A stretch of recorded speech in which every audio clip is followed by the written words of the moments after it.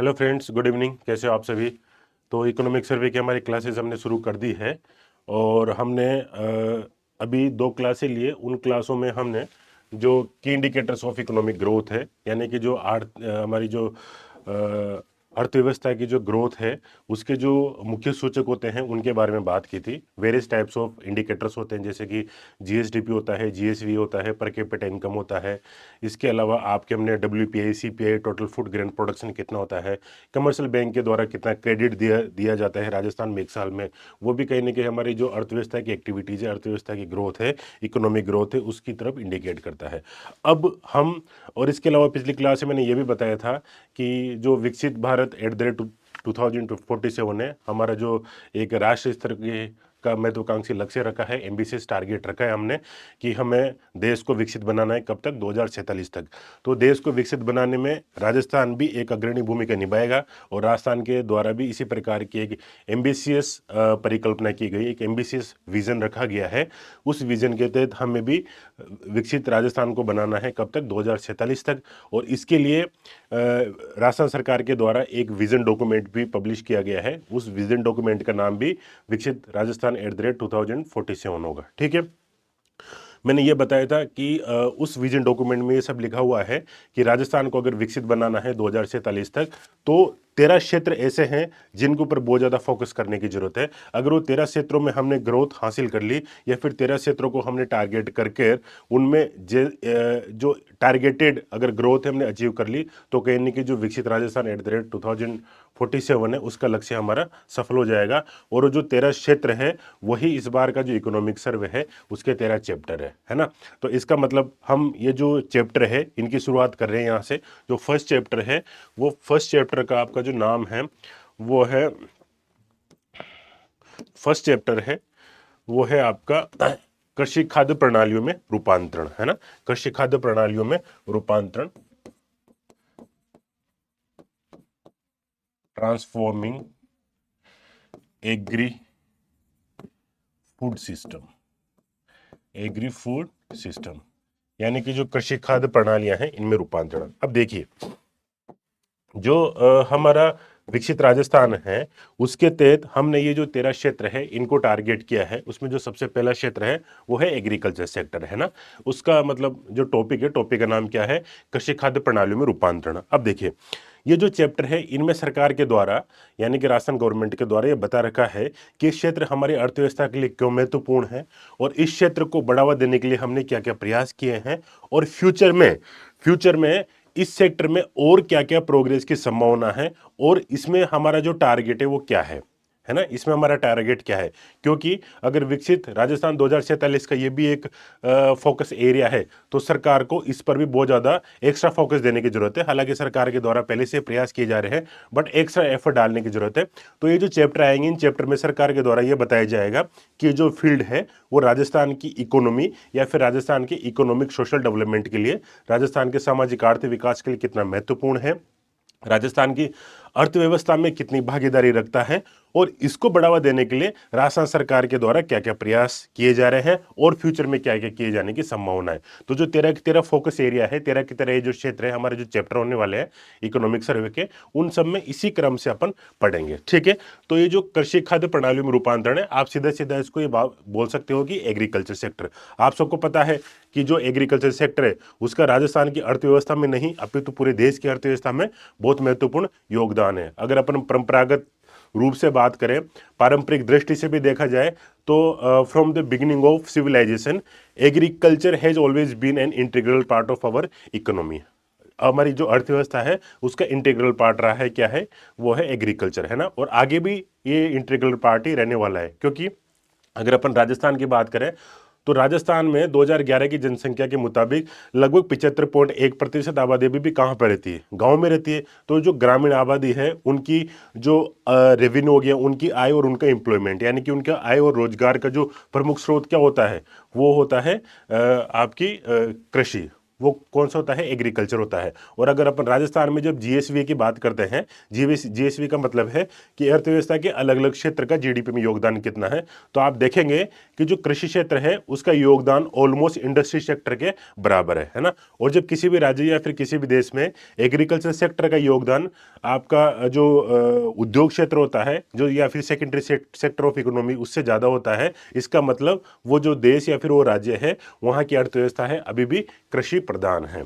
वहाँ की अर्थव्यवस्था क्या है, कृषि प्रधान है। ठीक है, अब अपन इसमें देखते हैं कि जो इस चैप्टर में क्या क्या लिखा हुआ है। इस चैप्टर में सबसे पहले तो सरकार ने यह बताया है कि जो एग्रीकल्चर सेक्टर है उसका हमारी अर्थव्यवस्था में क्या योगदान है ना। हमारी अर्थव्यवस्था में एग्रीकल्चर सेक्टर का, कृषि क्षेत्र का क्या योगदान है, क्योंकि किसी भी क्षेत्र का हमारी अर्थव्यवस्था में योगदान रहेगा तभी तो सरकार उसको और ज्यादा विकास करने के बारे में सोचेगी। तो सरकार ने बताया कि इसका हमारी अर्थव्यवस्था में इतना ज्यादा योगदान है और इसके अलग अलग क्षेत्र है, उनको बढ़ावा देने के लिए हम क्या क्या प्रयास करें। तो सबसे पहले अगर अपन बात करें तो सरकार, अब देखिए एग्रीकल्चर का मतलब केवल कृषि नहीं होता, इसका जो टॉपिक होता है इसका नाम होता है agriculture and allied activities. Agriculture and allied activities, इसका मतलब यह है कि इसमें कृषि के साथ साथ और भी चीजें आती है। और भी चीजें कि अपन जैसे कि बात करें, इसमें एक तो आपकी क्रॉप्स आती है। क्रॉप्स का मतलब क्या हो गया, एक तो आपकी इसमें फसलें आती है, एक तो फसलें आती है ना, जो भी क्रॉप्स होती है वो भी एग्रीकल्चर का ही पार्ट होती है। इसके अलावा आपका जो लाइव स्टॉक रहता है, लाइव स्टॉक का मतलब जो आपका पशुधन है, पशुधन भी किसका पार्ट है, वो भी एग्रीकल्चर का पार्ट है। और इसमें क्या क्या आता है, इसके अलावा जो फिशिंग है जिसको कि अपन फिशरीज बोल सकते हैं, मत्स्य पालन बोल सकते हैं, मत्स्य पालन भी किसका पार्ट है, एग्रीकल्चर का पार्ट है। मत्स्य पालन भी किसका पार्ट है, एग्रीकल्चर का पार्ट है। एग्रीकल्चर की जो, एग्रीकल्चर में और क्या क्या शामिल है, एग्रीकल्चर में आपके एक शामिल है फॉरेस्ट्री। क्या शामिल है, फॉरेस्ट्री। फॉरेस्ट्री का मतलब होता है वानिकी। फॉरेस्ट्री का मतलब क्या होता है, वानिकी। ठीक है, फॉरेस्ट्री का मतलब क्या होता है, वानिकी। ठीक है,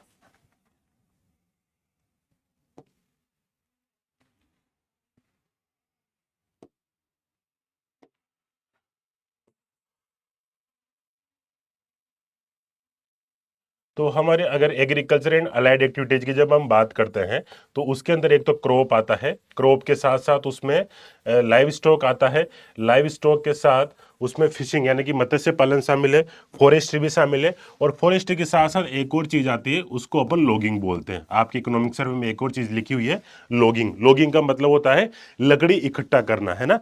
जो वनों से बहुत सारी लकड़ी इकट्ठा की जाती है और लकड़ी का अलग अलग चीजों में यूज किया जाता है, जैसे कि ईंधन यानी कि फ्यूल के रूप में उसका यूज किया जाता है, या फिर फर्नीचर जो उद्योग होता है उसमें भी इसका यूज किया जाता है। तो ये है हमारे अर्थव्यवस्था की जो एग्रीकल्चर एंड अलाइड एक्टिविटीज है उसके अंतर्गत ये सब चीजें आती है। आपकी क्रॉप्स आता है, लाइव स्टॉक आता है, फिशिंग आता है और फॉरेस्ट्री आता है। ठीक है ना।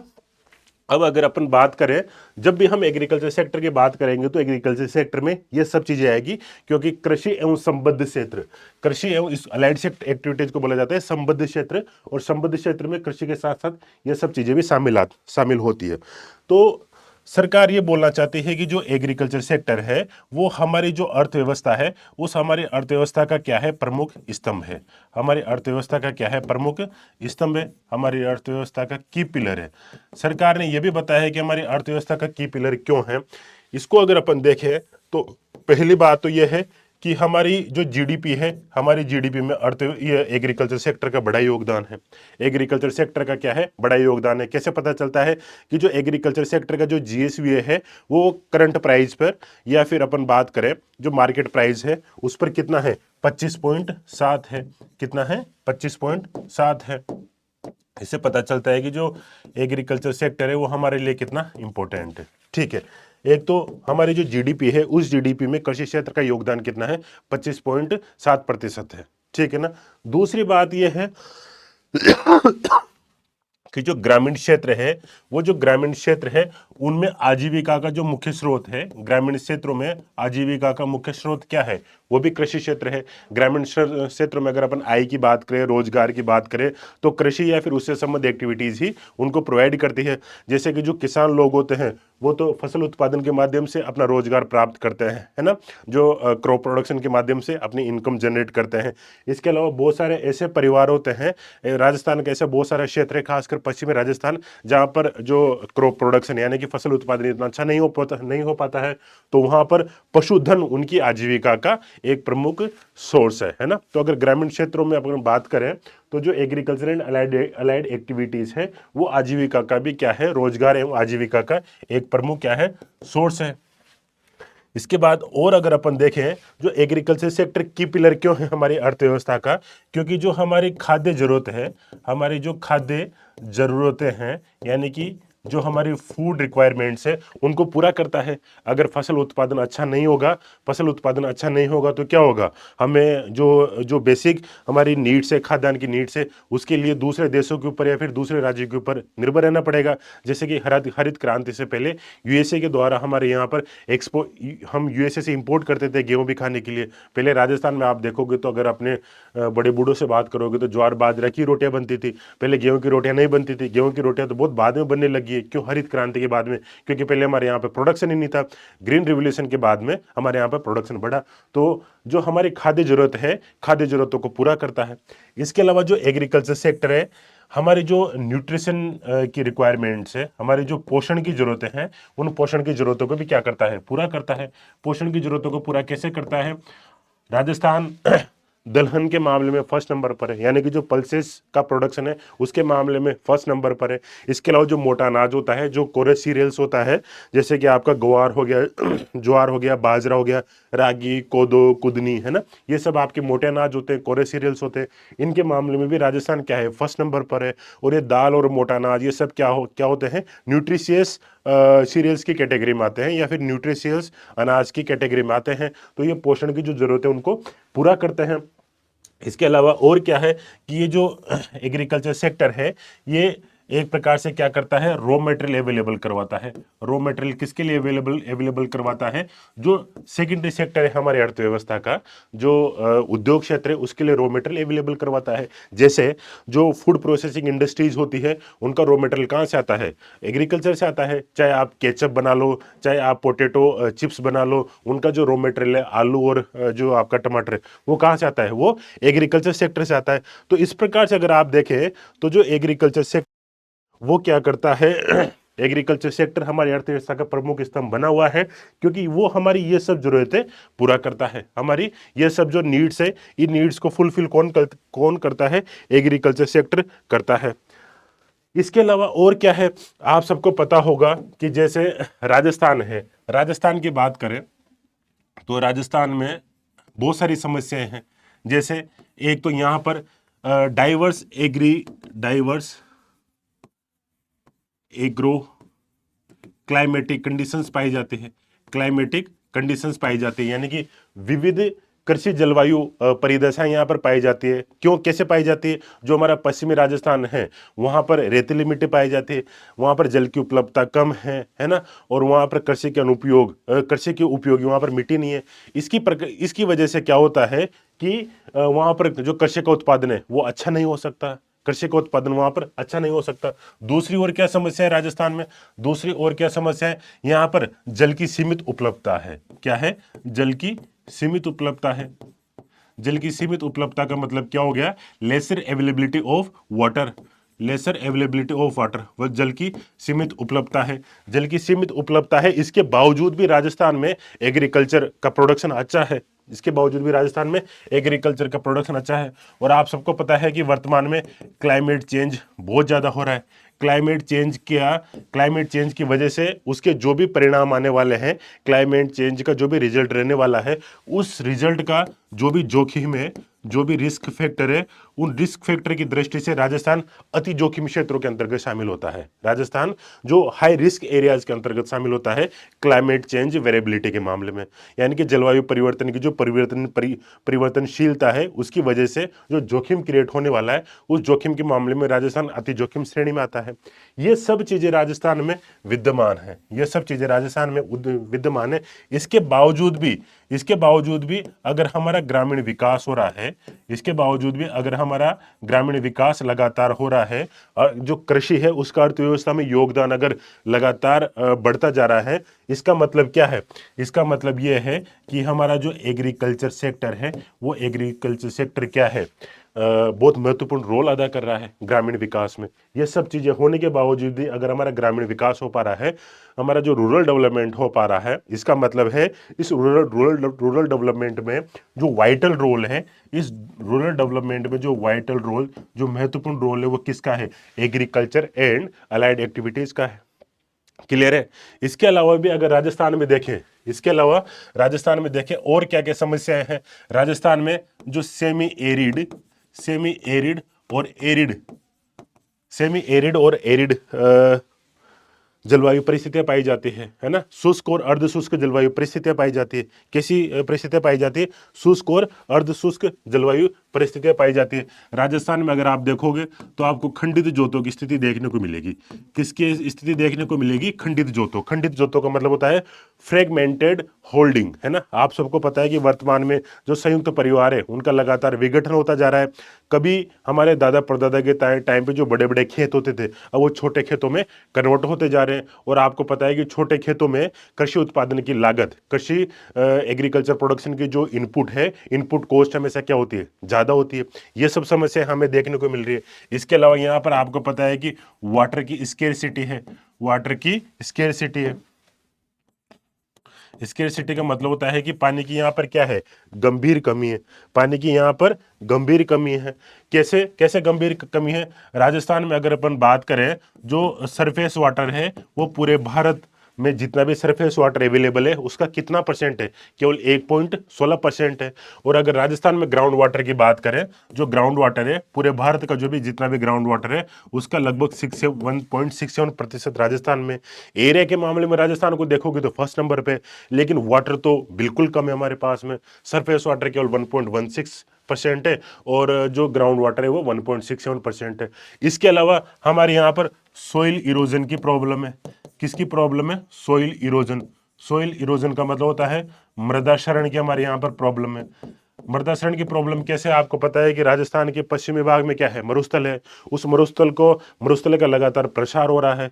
और जो अरावली पर्वतमाला, हालांकि उस मरुस्थल को रोकती है, लेकिन अरावली पर्वतमाला में भी जगह जगह खनन वगैरह की जो गतिविधियां होती है उसकी वजह से मरुस्थल का प्रसार धीरे धीरे जो पूर्वी राजस्थान है उसकी तरफ हो रहा है।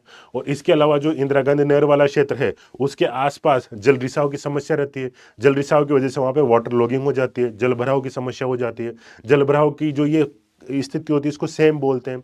और ऐसी स्थिति में क्या होता है कि जब किसी भी क्षेत्र में बहुत ज्यादा समय तक जल भरा रहता है तो मिट्टी के नीचे का जो लवण है वो मिट्टी की सतह पर आ जाता है, मिट्टी की सतह पर आ जाता है। इसकी वजह से वो जो मिट्टी की परत है आपको ऊपर की, वो थोड़ी थोड़ी व्हाइटिश दिखने लग जाती है, थोड़ी थोड़ी सफेद दिखने लग जाती है। इसका मतलब है कि अब वो मिट्टी खेती के लिए ऊसर हो चुकी है, बंजर हो चुकी है, बैरन हो चुकी है कृषि के लिए। तो ये सब समस्याएं राजस्थान में विद्यमान है। इसके बावजूद भी आप देखोगे, अपन आगे देखेंगे, डेटा से वेरीफाई करेंगे कि एग्रीकल्चर जो सेक्टर है हमारा वो बहुत अच्छा प्रोग्रेस कर रहा है और ग्रामीण विकास में इसका बहुत महत्वपूर्ण योगदान रहा है। तो ऐसे में हमें इतना इसका योगदान होने के बावजूद भी अगर हमें समावेशी विकास करना है, अगर हमें समावेशी विकास करना है, इंक्लूसिव ग्रोथ करनी है, हमें सतत विकास करना है, हमें सतत विकास करना है और हम चाहते हैं कि राजस्थान 2047 तक क्या बने? विकसित बने। तो भाई साहब ये जो सेक्टर है ना, इस सेक्टर को ट्रांसफॉर्म करना बहुत आवश्यक है। इतनी सब समस्याओं के बावजूद भी अगर विलेज रूरल डेवलपमेंट में और हमारे अर्थव्यवस्था में इतना महत्वपूर्ण रोल रखता है, उसके बावजूद भी अगर हम चाहते हैं कि 2047 तक राजस्थान में समावेशी विकास हो, इंक्लूसिव ग्रोथ हो, इंक्लूसिव ग्रोथ हो, सस्टेनेबल यहाँ पर क्या हो, डेवलपमेंट हो, तो इसके लिए जो एग्रीकल्चर सेक्टर है इसमें और ज़्यादा ट्रांसफॉर्म करने की आवश्यकता है, इसमें और ज़्यादा ट्रांसफॉर्म करने की आवश्यकता है। क्लियर है? तो अब किस प्रकार से ट्रांसफॉर्म किया जाएगा, किस प्रकार से इसमें ट्रांसफॉर्म किया जाएगा? तो इकोनॉमिक सर्वे में टोटल ऐसे 10 एरिया लिखे हुए हैं, इकोनॉमिक सर्वे में ऐसे total 10 focus area, 10 thrust area लिखे हुए हैं जिनके ऊपर हमें फोकस करने की जरूरत है। अगर उन पे ध्यान दे लिया तो एग्रीकल्चर का जो पूरा सिस्टम है उसमें आमूलचूल बदलाव हो सकता है, ट्रांसफॉर्म हो सकता है। एक बार इसको अपन देखने की कोशिश करते हैं कि ये क्या क्या हो सकता है, कि ये क्या क्या हो सकता है। ठीक है, एक बार देखते हैं जैसे क्या क्या हो सकता है, थ्रस्ट एरिया क्या क्या हो सकते हैं, थ्रस्ट एरिया क्या क्या हो सकते हैं अगर हमें एग्रीकल्चर में बड़ा बदलाव करना है, तो थ्रस्ट एरिया क्या क्या हो सकते हैं, यानी कि प्रमुख क्षेत्र क्या हो सकते हैं जिन पर हमें ध्यान देने की आवश्यकता है। ध्यान देने की एक तो ये है कि जो जलवायु जलवायु के प्रति प्रतिरोधकता, हमें जलवायु के प्रति प्रतिरोधकता के बजाय अगर अपन लिखें जलवायु अनुकूलता विकसित करनी पड़ेगी। जलवायु अनुकूलता विकसित करने की आवश्यकता है। जलवायु अनुकूलता का मतलब होता है climate resilient, climate resilience, climate resilience. ठीक है ना? इसका मतलब यह है कि जलवायु परिवर्तन तो एक सच है ना? जलवायु परिवर्तन तो एक सच होने वाली चीज है, इसमें तो किसी भी प्रकार का डिले नहीं किया जा सकता, ये तो अवश्यंभावी है, इनविटेबल है ना? अवश्यंभावी है यानी कि ये तो होने वाली घटना है जो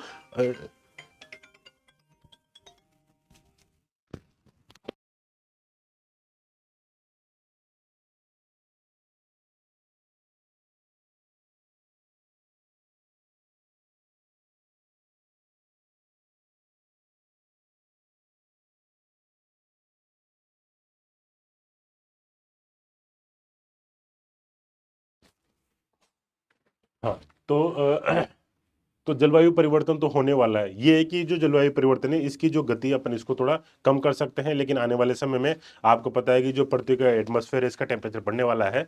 तो जो जलवायु, अभी जैसे मैंने पिछली स्लाइड में बताया था कि जो जलवायु की परिवर्तनशीलता है, क्लाइमेट वेरिएबिलिटी है, उसकी वजह से जो जोखिम का खतरा होगा उसके मामले में राजस्थान हाई रिस्क वाले एरियाज में आता है। तो क्यों ना अब जैसे कि जलवायु परिवर्तन के क्या क्या परिणाम होते हैं कि कहीं कहीं अतिवृष्टि हो जाती है यानी कि बहुत ज्यादा बारिश हो जाती है, कहीं कहीं अनावृष्टि होती है यानी कि बारिश नहीं होती, ड्रॉट प्रोन कंडीशंस जनरेट हो जाती है यानी कि सूखा संभावित, वहां पर सूखे की जैसी क्या होती है स्थितियां क्रिएट हो जाती है।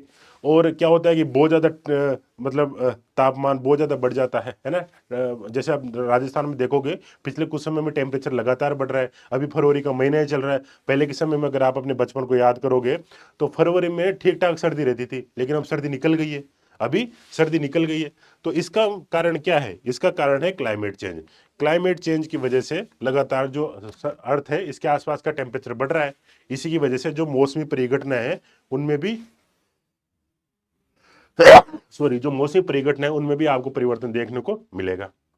ठीक है ना? तो क्यों ना अब इसका जो सीधा सीधा प्रभाव है एग्रीकल्चर प्रोडक्शन के ऊपर भी पड़ने वाला है। अगर टेम्परेचर बढ़ेगा, जैसे कि जो गेहूं की फसल है उसके लिए टेम्परेचर आपको कम चाहिए, 15 से 20 डिग्री के आसपास टेम्परेचर चाहिए, लेकिन अगर सर्दी पड़ना कम हो जाएगी तो गेहूं की फसल होगी नहीं, गेहूं की फसल होगी नहीं, है ना? और इसी प्रकार से अगर अपन देखें तो जैसे कि मतलब अगर कहीं पे वाटर स्केर्सिटी होती है जलवायु परिवर्तन की वजह से, मान लो कि सपोज बारिश कम पड़ना शुरू हो जाती है, बारिश कम पड़ना शुरू होएगी तो वाटर स्केर्सिटी क्रिएट होएगी, जल की उपलब्धता की जो जल है उसकी शॉर्टेज आएगी, जल है उसकी शॉर्टेज आएगी तो हम ऐसी फसलें नहीं पैदा कर सकते हैं जिनमें बहुत ज़्यादा वाटर की क्या हो, जरूरत हो, जैसे कि चावल हो गया, गन्ना हो गया, है ना? तो हमें कहीं ना कहीं जो हमारा एग्रीकल्चर सिस्टम है उसमें जलवायु अनुकूलता अपनाने की जरूरत है। ऐसी नई फसलों की नई ऐसी किस्में विकसित करने की जरूरत है जो जलवायु की जो अनुकूलता है उसको क्या कर सके, मतलब एक्सेप्ट कर सके। जैसे कि अगर अपन देखें जो पश्चिमी राजस्थान है, पश्चिमी राजस्थान में वैसे नॉर्मल किसी भी फसल का उत्पादन ज़्यादा नहीं होता है, लेकिन अब अगर आप देखोगे पिछले कुछ समय में वहाँ पर अनार के बाद अनार हो, चाहे जीरा हो, इन सब का उत्पादन होने लग गया। चाहे अनार हो, चाहे जीरा हो, इनका पहले उत्पादन नहीं होता था, लेकिन अब उत्पादन होने लग गया। और ये ऐसी फसलें हैं जिनमें कम पानी चाहिए होता है। तो इसी को बोला जाता है जलवायु अनुकूलता, क्लाइमेट रेजिलियंस। तो इस प्रकार की हमें नए नए जो इनोवेशन है, नए नए तरीके अपनाने की आवश्यकता है। दूसरा ये है कि जो जल है, ये जल है, इसके लिए भी हमें अनुकूल होना पड़ेगा। जल के लिए भी हमें अनुकूलता अपनानी पड़ेगी। वाटर रेजिलियंस भी हमें चाहिए। क्यों चाहिए? क्योंकि अब जैसे मैंने बताया, जो क्लाइमेट चेंज है, क्लाइमेट चेंज की वजह से वाटर शॉर्टेज की आपको प्रॉब्लम देखने को मिल सकती है।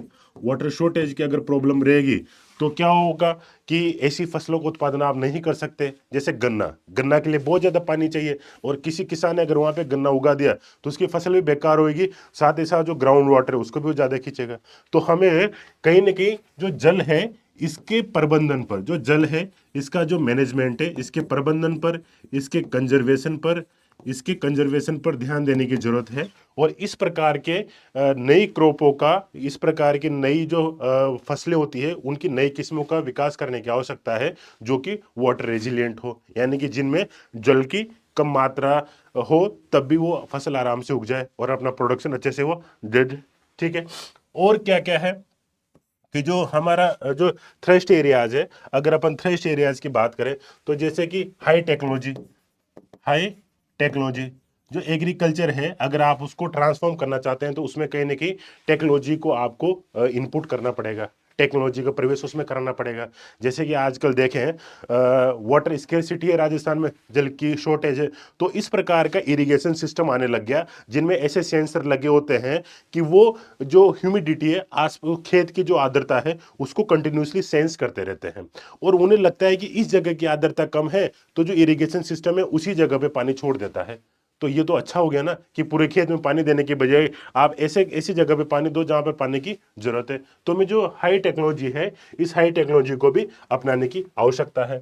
इसके अलावा जैसे कि तो इसमें क्या हो गया, जैसे कि ड्रोन्स हो गए आपके ना। अब आपको पता हो तो जैसे केंद्र सरकार के द्वारा नमो ड्रोन दीदी योजना चला रखी है। वो योजना हाईटेक, जो हाई टेक्नोलॉजी है, उसको इंट्रोड्यूस करती है बेसिकली एग्रीकल्चर सेक्टर में, है ना। इसमें क्या होता है कि अगर आप खुद कीटनाशकों का छिड़काव करते हैं, खुद पेस्टिसाइड्स का छिड़काव करते हैं अगर आप फसलों में, तो एक तो वो खतरनाक होते हैं, आपकी हेल्थ पर नकारात्मक प्रभाव पड़ सकता है। दूसरी बात यह है कि आप जब उसको वैसे स्प्रे करते हैं ना, तो ये जरूरी नहीं है कि सभी पौधों को उसकी उपलब्धता हो जाएगी। लेकिन जब अगर आप ड्रोन से ऊपर से स्प्रे करते हैं, तो ये 100% गारंटी होती है कि जैसे पानी, बारिश का पानी पड़ता है तो सभी जगह गीला हो जाता है, उसी प्रकार से अगर ड्रोन के माध्यम से ऊपर से अगर आप कीटनाशकों या फिर पेस्टिसाइड्स का स्प्रे करते हैं, तो सभी पौधों तक उसकी उपलब्धता हो जाएगी। तो इस प्रकार की जो हाई टेक्नोलॉजी है, उसकी हमें क्या है, जरूरत है एग्रीकल्चर सेक्टर में। ठीक है ना। और अगर अपन देखें तो इसके अलावा ऑटोमेशन ऑटोमेशन ऑटोमेशन के साथ साथ मशीनीकरण, मैकेनाइजेशन, मशीनीकरण। एग्रीकल्चर में हमें मशीनीकरण की आवश्यकता है। ऐसा नहीं है कि हम पुराने ढर्रे पर ही काम करें, है ना। पुराने ढर्रे पर उस समय की जरूरतों के हिसाब से काम करना ठीक था, लेकिन वर्तमान में जनसंख्या लगातार बढ़ रही है, क्लाइमेट चेंज की कंडीशन है, तो आपको इस प्रकार के मशीन से उनका उपयोग करना चाहिए, ताकि कम क्षेत्र में आप ज़्यादा प्रोडक्टिविटी बढ़ा सके, कम क्षेत्र में ही आप चीज़ों को क्या कर सके, मैनेज कर सके। कम क्षेत्र में, जैसे कि आजकल ड्रोन्स का इस्तेमाल हो रहा है, मतलब अगर कहीं पे भी सपोज बीज उगाने हैं, जैसे कि जो पहाड़ वगैरह होते हैं वहाँ पर प्लांटेशन वगैरह कैसे किया जाता है, कोई व्यक्ति वहाँ पर पौधा रोपण थोड़ा ना करके आता है। जो हेलीकॉप्टर होते हैं या फिर जो ड्रोन्स होते हैं, उनकी सहायता से बीज वहाँ पर डाल दिए जाते हैं, यहाँ वहाँ ड्रोन उड़ता रहता है और नीचे से इतना सा खुलता है कि धीरे धीरे थोड़े थोड़े बीजों का क्या हो, सब जगह स्प्रेड हो। इसकी वजह से क्या होता है, प्लांटेशन होता है। इसकी वजह से क्या होता है, प्लांटेशन होता है। तो कहीं ना कहीं जो ऑटोमेशन है और जो टेक्नोलॉजी है, जो मशीनीकरण है, इसको हमें इंट्रोड्यूस करने की आवश्यकता है। एक और चीज है, वो है फसल विविधीकरण। क्या है फसल विविधीकरण? विविधीकरण का मतलब होता है crop diversification. Crop diversification crop diversification diversification का मतलब होता है मोनोक्रॉपिंग से मल्टी क्रॉपिंग की तरफ हमें बढ़ना है। मोनोक्रॉपिंग से मल्टी क्रॉपिंग की तरफ हमें बढ़ना है। इसका मतलब ये है कि एक खेत है, अगर उसमें आपने गेहूं को उत्पादन किया और अगले साल अगर आप वापस से गेहूं को उत्पादन करते हैं, तो मिट्टी की जो फर्टिलिटी है वो थोड़ी कम हो जाती है। क्योंकि गेहूं ने अपनी जरूरतों के अनुसार जो भी न्यूट्रिशंस है, जो भी पोषक तत्व है, वो जमीन से खींच लिए। अब अगले साल भी अगर आप वहाँ गेहूं की फसल गेहूं की फसल उगाना चाहते हैं तो गेहूं की फसल का पैदावार उतना अच्छा नहीं होगा जितना पिछले साल हुआ था। वहीं अगर आप सरसों उगा देंगे या फिर गेहूं के साथ अगर आप चना उगा देंगे, गेहूं के बाद अगर आप चना उगा देंगे, तो हो सकता है कि चने के लिए ऐसे पोषक तत्व आवश्यक हो जो गेहूं को जरूरत नहीं थी, तो चना का जो पौधा है उसको खींचेगा, है ना। और जब चना का जो पौधा होता है उसकी जब कटाई कर ली जाती है तो उसके पत्ते मिट्टी में इधर उधर बिखर जाते हैं, मतलब कुछ पत्ते उसके छूट जाते हैं। तो वही क्या करते हैं कि मिट्टी की जो उर्वरता है, मिट्टी की फर्टिलिटी है, उसको बढ़ा भी देते हैं आगे जाके। तो क्या ऐसा बहुत सी बार देखने को मिलता है हमें कि जो एक फसल है वो दूसरी फसल के लिए उर्वरक का काम करती है, फर्टिलाइजर का काम करती है। ये तो हो गया फसल विविधीकरण, यानी कि एक के बाद फसलों को बदल बदल कर बोना। और आजकल ऐसे बहुत सारे दूसरे इस प्रकार के इनोवेशन भी किए जा रहे हैं कि जैसे कि कोई चावल का खेत है, आपको पता है कि चावल के खेत में पानी की बहुत ज़्यादा आवश्यकता होती है, तो वो पानी से भरा रहता है, तो उसके अंदर बहुत सारे लोग मछली पालन करने लग गए। विदेशों में बहुत सारी जगह होता है, खासकर जो साउथ ईस्टर्न कंट्रीज है, मलेशिया, इंडोनेशिया, थाईलैंड, यहाँ पर ये सब चीज़ें फॉलो होती है, क्योंकि वहाँ पर चावल का बहुत ज़्यादा उत्पादन होता है। तो उसके साथ साथ वो झींगा पालन हो गया, मत्स्य पालन यानी कि फिशरीज वगैरह हो गया, ये सब करते हैं, ये सब करते हैं। इसके इसके अलावा आप क्या कर सकते हैं, जैसे कि जो सरसों होती है या फिर गेहूं होती है उसके साथ चना भी साथ साथ उपजा सकते हैं। तो हो सकता है कि अगर कोई रोग लगा हो वो गेहूं में लग जाए तो कम से कम चना की फसल तो बचेगी। तो आपको फसल विविधीकरण करने की आवश्यकता है, मोनोक्रॉपिंग से मल्टी क्रॉपिंग की तरफ स्विच करने की क्या है, आवश्यकता है, ठीक है ना। और दूसरी अगर अपन बात करें, दूसरा है, अगर कृषि क्षेत्र को आपको आगे ले जाना है तो जो पशुधन है उसका हमें क्या करना पड़ेगा, विकास करना पड़ेगा। पशुधन का क्या करना पड़ेगा, विकास करना पड़ेगा।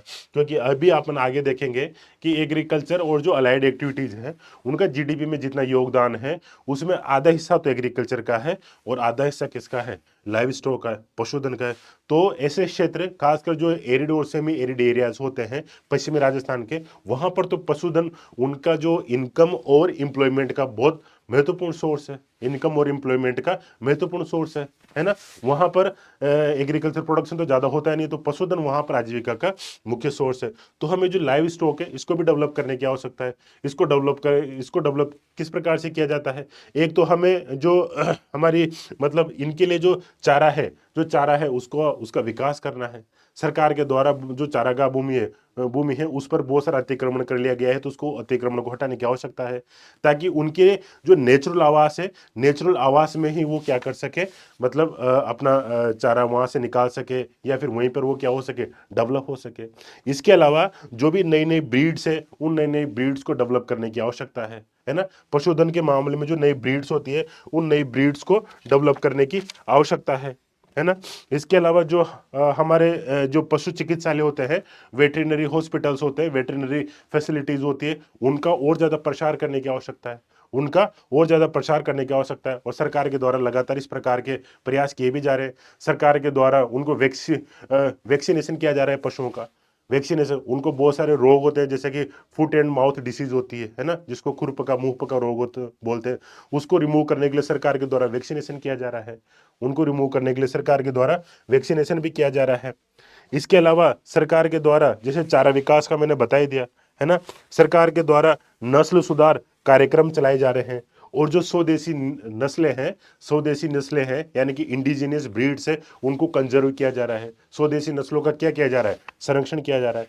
तो इसको भी बहुत ज्यादा डेवलप करने की आवश्यकता है, क्योंकि राजस्थान का एक बहुत बड़ा तबका अपनी आजीविका के लिए किसके ऊपर निर्भर है, पशुधन के ऊपर निर्भर है। थ्रस्ट एरियाज में और क्या क्या हो सकता है, थ्रस्ट एरियाज में एक तो यूथ प्लस जो विमेन है, इनकी ये एग्रीकल्चर को डेवलप करने में अपनी बहुत महत्वपूर्ण भूमिका निभा सकते हैं। क्योंकि जो यूथ यानी कि जो युवा होता है वो एनर्जी से भरपूर होता है, नए नए विचारों को वो एक्सेप्ट कर सकता है। अगर कृषि क्षेत्र में निवेश की बात हो, चाहे टेक्नोलॉजी को इंट्रोड्यूस करने की बात हो, चाहे हाई टेक्नोलॉजी को इंट्रोड्यूस करने की बात हो, तो उसमें सबसे बड़ा रोल किसका रहने वाला है, युवा व्यक्ति का रहने वाला है, युवा यूथ का रहने वाला है। क्योंकि इनके पास इतनी क्षमता होती है कि वो टेक्नोलॉजी को समझ सके। वहीं अगर आप किसी एक वृद्ध आदमी को बोलोगे और एक युवा व्यक्ति को बोलोगे, तो जो वृद्ध व्यक्ति होता है तो उसमें नई टेक्नोलॉजी के प्रति अडोप्टेबिलिटी कम होती है, नई टेक्नोलॉजी को इतना अच्छे तरीके से नहीं सीख सकता जितना यूथ सीख सकता है। दूसरी बात है कि जो ग्रामीण क्षेत्र में जो महिलाएं हैं वो वो मतलब हाउस वाइफ की तरह होती है ना। तो क्यों ना, अगर वो अनस्किल्ड है तो क्यों ना उनको एग्रीकल्चर सेक्टर में उनका इनपुट बढ़ाया जाए, क्यों ना उनको थोड़ा सा स्किल वगैरह दे दिया जाए, कुछ कुछ चीज़ें के बारे में उनको ट्रेनिंग दे दी जाए, बेसिक ट्रेनिंग स्किल डेवलपमेंट से रिलेटेड, और फिर उनको एग्रीकल्चर सेक्टर में हम उनका योगदान क्या कर सकते हैं, बढ़ा सकते हैं। एग्रीकल्चर सेक्टर में हम उनका योगदान बढ़ा सकते हैं। तो जो यूथ और जो विमेन है वो कहीं ना कहीं हमारे जो कृषि और अलाइड एक्टिविटीज है इसमें बहुत महत्वपूर्ण योगदान निभा सकते हैं। इसके अलावा कृषि क्षेत्र में अगर आप देखोगे तो फसल तो उत्पादन हो जाता है बहुत सी बार, लेकिन फसल उत्पादन के बाद में जो फसल है वो मार्केट तक पहुंच ही नहीं पाती सही से, क्योंकि हमारे पास जो पोस्ट हार्वेस्ट मैनेजमेंट है वो प्रॉपर है नहीं, ना तो हमारे पास बहुत सारे स्टोरेज फैसिलिटी अवेलेबल है। कुछ कुछ ऐसी फसलें होती है जैसे कि टमाटर हो गया है ना, ये कुछ फ्रूट्स वगैरह हो गया, इनको कोल्ड स्टोरेज की जरूरत होती है, शीत भंडारण की जरूरत होती है, वो फैसिलिटी हमारे पास जरूरत है, वो फैसिलिटी हमारे पास है नहीं। तो कहीं ना कहीं हमें पोस्ट हार्वेस्ट मैनेजमेंट की भी आवश्यकता है, पोस्ट पोस्ट हार्वेस्ट मैनेजमेंट की भी आवश्यकता है, कटाई के बाद प्रबंधन की आवश्यकता है। इसके अलावा साथ ही साथ जो निर्यात है उस निर्यात के भी हमें नए अवसर क्रिएट करने की आवश्यकता है।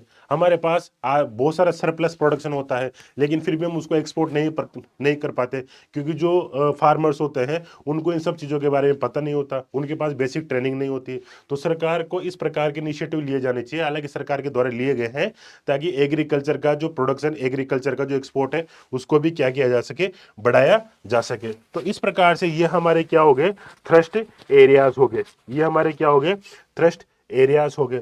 और क्या किया जा सकता है, जैसे कि अलाइड एक्टिविटीज में आपका मत्स्य पालन भी आता है।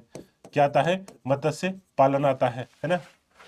आपका फिशिंग आता है, इस फिशिंग को डेवलप करने की आवश्यकता है, फिशरीज को डेवलप करने की आवश्यकता है। राजस्थान में अगर बात करें, जो दक्षिण पूर्वी पठार वाला क्षेत्र है, जहाँ पर बड़ी बड़ी नदियाँ, जैसे कि माही नदी की बात करें, चंबल नदी की बात करें, इनमें जो डैम है वहाँ पर आपका मत्स्य पालन होता है। बहुत सारे एक्टिव मछुआरे हैं राजस्थान में, लगभग 20,000 के आसपास, वो अपनी आजीविका के लिए फिशिंग के ऊपर डिपेंडेंट है। तो सरकार को कहीं ना कहीं ये जो क्षेत्र है इसको भी विकसित करने की आवश्यकता है। तो ये जो क्षेत्र, ये थ्रस्ट एरियाज, ये प्रमुख क्षेत्र है एग्रीकल्चर के सेक्टर में। अगर अपन ने इन क्षेत्रों पर ध्यान दे लिया तो हम डेफिनेटली जो एग्रीकल्चर सेक्टर उसको ट्रांसफॉर्म कर पाएंगे, जो कि हमारे टॉपिक का क्या है, नाम है ना। तो इस प्रकार से आपको ये बेसिक चीजें याद रखनी है। इसको अगर अपन यहाँ पर देखें, जैसे इसमें लिखा भी है कि जलवायु अनुकूलित जो कृषि है उसको अडॉप्ट करने की आवश्यकता है ना। जलवायु अनुकूलित कृषि को अडॉप्ट करने की आवश्यकता है। जो अलग अलग वेराइटी की, जो अलग अलग फसलों की जो अलग अलग वेराइटी है उनको डेवलप करने की आवश्यकता है, जो जलवायु के प्रति क्या हो, प्रतिरोधी हो, कम पानी वाली जगह में उग जाए, ज़्यादा तापमान सहन कर ले, है ना, इस प्रकार से। और ये वापस से रिपीट हो गया, जल एवं जलवायु अनुकूलन, ऐसी फसलों को विकसित करने की आवश्यकता है जो कि क्या हो, जल प्रतिरोधी हो, है ना, वाटर रेजिलिएंट हो, कम जल में भी जिनकी उत्पादकता क्या हो, ज्यादा। क्रॉप डाइवर्सिफिकेशन की हमें आवश्यकता है, मोनोक्रॉपिंग से मल्टी क्रॉपिंग की तरफ हमें स्विच करने की आवश्यकता है। मल्टी क्रॉपिंग से मोनोक्रॉपिंग से मल्टी क्रॉपिंग की तरफ हमें स्विच करने की क्या आवश्यकता है। इसके अलावा जो लाइव स्टॉक हमारा पशुधन है उसमें भी सरकार के द्वारा हालांकि अलग अलग प्रयास किए गए हैं, उन प्रयासों को और ज़्यादा गंभीर करने की आवश्यकता है, और ज़्यादा उनमें उनको एम्फेसिस करने की आवश्यकता है, उनको उन पर और ज़्यादा ध्यान देने की आवश्यकता है, ताकि पशुधन का विकास किया जा सके। सरकार के द्वारा इस प्रकार के इंफ्रास्ट्रक्चर क्रिएट किया जाना चाहिए, ताकि जो फूडर है, जो चारा है, वो उनके प्राकृतिक स्तरों में उग सके, और चारा और जो पशुधन है इनकी जो चारे की डिमांड है वो पूरी हो सके। जो अतिक्रमण किया जा रहा है चारागाह भूमि वगैरह पे, इसको हटाया जाना चाहिए, है ना। और क्या है, जो मत्स्य पालन है, जो फिशिंग है, उसका और ज़्यादा डेवलपमेंट किया जाना चाहिए, ताकि जो भी एक्टिव फिशरमैन है, जो मछुआरे हैं, जो मत्स्य पालन के ऊपर अपनी आजीविका है तो निर्भर है ना, उनको क्या होगा, लाभ होगा। इसके अलावा ये एक इंपॉर्टेंट चीज रह गई, वो है cooperative credit axis. Cooperative credit axis यानी कि अगर एग्रीकल्चर सेक्टर में आप चाहते हो कि टेक्नोलॉजी का इंट्रोड्यूस हो, आप चाहते हो कि मशीनीकरण यानी मैकेनाइजेशन का क्या हो, इंट्रोडक्शन हो, वो वहाँ पर ऑटोमेशन हो, है ना। तो ये सब चीज़ें पूरी करने के लिए जो किसान है उसको ट्रैक्टर भी खरीदने की आवश्यकता है, उसको इरिगेशन सिस्टम भी खरीदने की आवश्यकता है, उसको स्प्रिंकलर जो टेक्नोलॉजी होती है उसके लिए भी इक्विपमेंट खरीदने की आवश्यकता है, वेरियस टाइप्स के उसको इक्विपमेंट खरीदने की आवश्यकता है, ड्रोन भी उसको परचेज करने पड़ेंगे अगर आप ड्रोन से स्प्रे करवाना चाहते हैं पेस्टिसाइड का। तो इसके लिए भाई कहीं ना कहीं उसके पास ऋण भी हो, उसके पास क्रेडिट भी होना चाहिए, यानी कि उसके पास पैसा भी होना चाहिए। अब इतना जो पैसा है वो अपनी खुद के फसल उत्पादन से तो ला नहीं सकता, क्योंकि उसको अपना खुद का घर भी चलाना है। और फसल जो उत्पादन होता है, क्रॉप प्रोडक्शन होता है, उसमें हमेशा क्या होता है, उतार चढ़ाव होता रहता है। तो सरकार को कुछ सहायता करनी चाहिए, जैसे बैंकों से लोन दिला देना चाहिए। बैंकों से अगर लोन दिलाया जाता है तो उसमें कुछ मतलब वो दे दिया जाना चाहिए, सब्सिडी दे दी जानी चाहिए ब्याज में। और अगर कुछ ऐसे किसान जो लगातार अपनी जो लोन है उसका रिपेमेंट टाइम पे करते रहते हैं, तो उनके लिए जो जीरो इंटरेस्ट है उसका भी प्रावधान किया जाना चाहिए। और सरकार के द्वारा इस प्रकार की जीरो इंटरेस्ट सब मेंशन स्कीम चलाई जा रही है ना। तो क्रेडिट भी एक बहुत ही महत्वपूर्ण रोल होता है अगर आप एग्रीकल्चर को ट्रांसफॉर्म करना चाहते हो।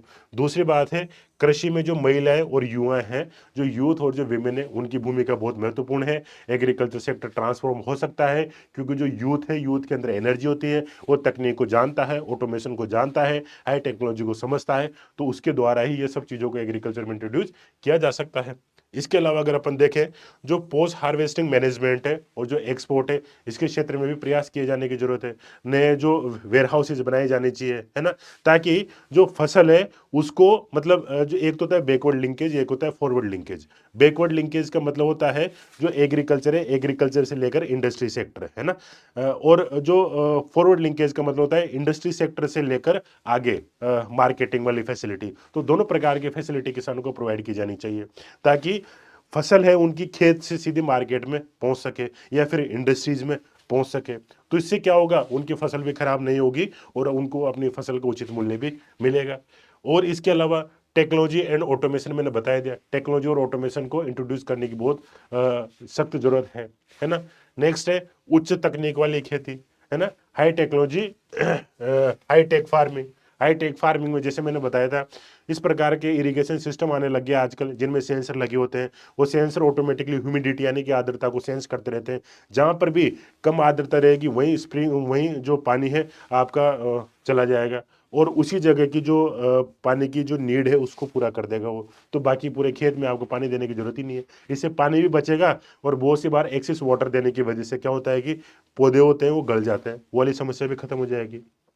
और क्या है, ये हो गए। तो टोटल इस प्रकार के 1 2 3 4 5 6 7 8 10 थ्रस्ट एरियाज है। अगर आपने 10 थ्रस्ट एरियाज को एक बार याद कर लिया तो मैं गारंटी दे रहा हूं मेंस में आप कोई सा भी क्वेश्चन आओ इसमें लिख सकते हैं। तो एक बार अपन याद करेंगे, एक तो जलवायु अनुकूलित कृषि विकसित करने की आवश्यकता है। दूसरी बात है कि जल एवं जलवायु अनुकूलन, सेम चीज हो गया। तीसरा है क्रॉप डाइवर्सिफिकेशन, यानी कि फसल विविधीकरण की आवश्यकता है, मोनोक्रॉपिंग से मल्टीक्रॉपिंग की तरफ स्विच करने की आवश्यकता है। इसके अलावा यूथ एंड फीमेल हो गया, यूथ और विमेल विमेन हो गया।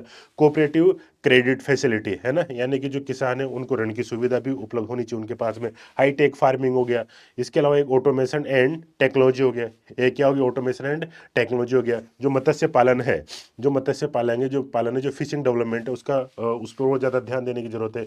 जो पशुधन लाइव स्टॉक एंड जो फॉडर डेवलपमेंट है उसको भी किए जाने की आवश्यकता है। इसके अलावा जो पोस्ट हार्वेस्ट मैनेजमेंट है और जो एक्सपोर्ट है उस पर भी सरकार को ध्यान देने की आवश्यकता है। तो ये आपके थ्रस्ट एरियाज है जो कि काफ़ी इंपॉर्टेंट है। अगर सरकार इन थ्रस्ट एरियाज पर ध्यान दे देती है तो डेफिनेटली हम कृषि क्षेत्र को ट्रांसफॉर्म कर पाएंगे, कृषि क्षेत्र का रूपांतरण कर पाएंगे।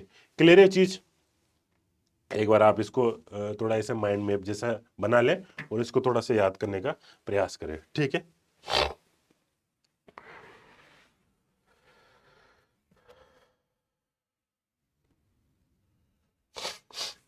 अब देखिए, अब जो एग्रीकल्चर वाला जो चैप्टर है इसमें सबसे पहले तो थ्रस्ट एरियाज बता रखे हैं कि भाई एग्रीकल्चर सेक्टर का हमारे अर्थव्यवस्था में बहुत महत्वपूर्ण योगदान है।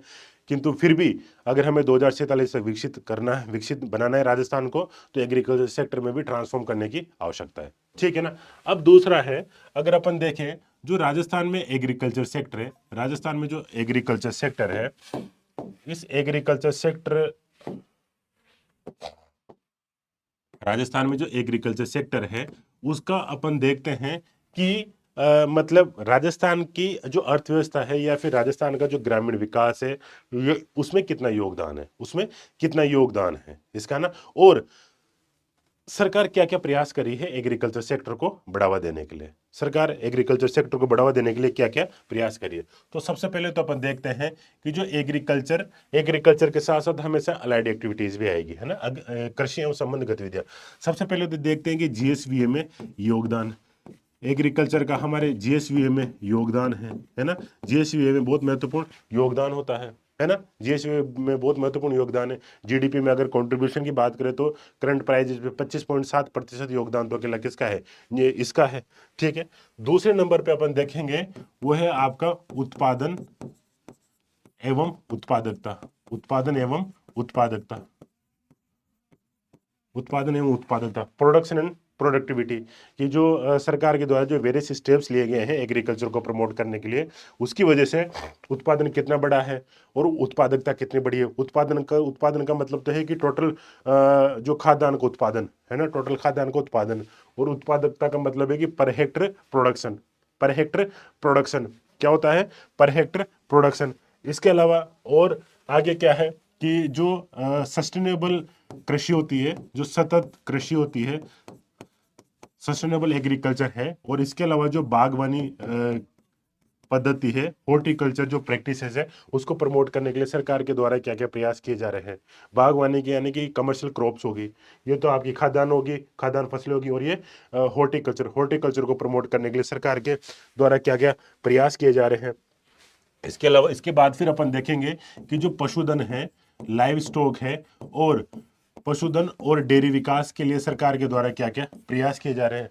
पशुधन एवं डेयरी विकास के लिए सरकार के द्वारा क्या क्या प्रयास किए जा रहे हैं।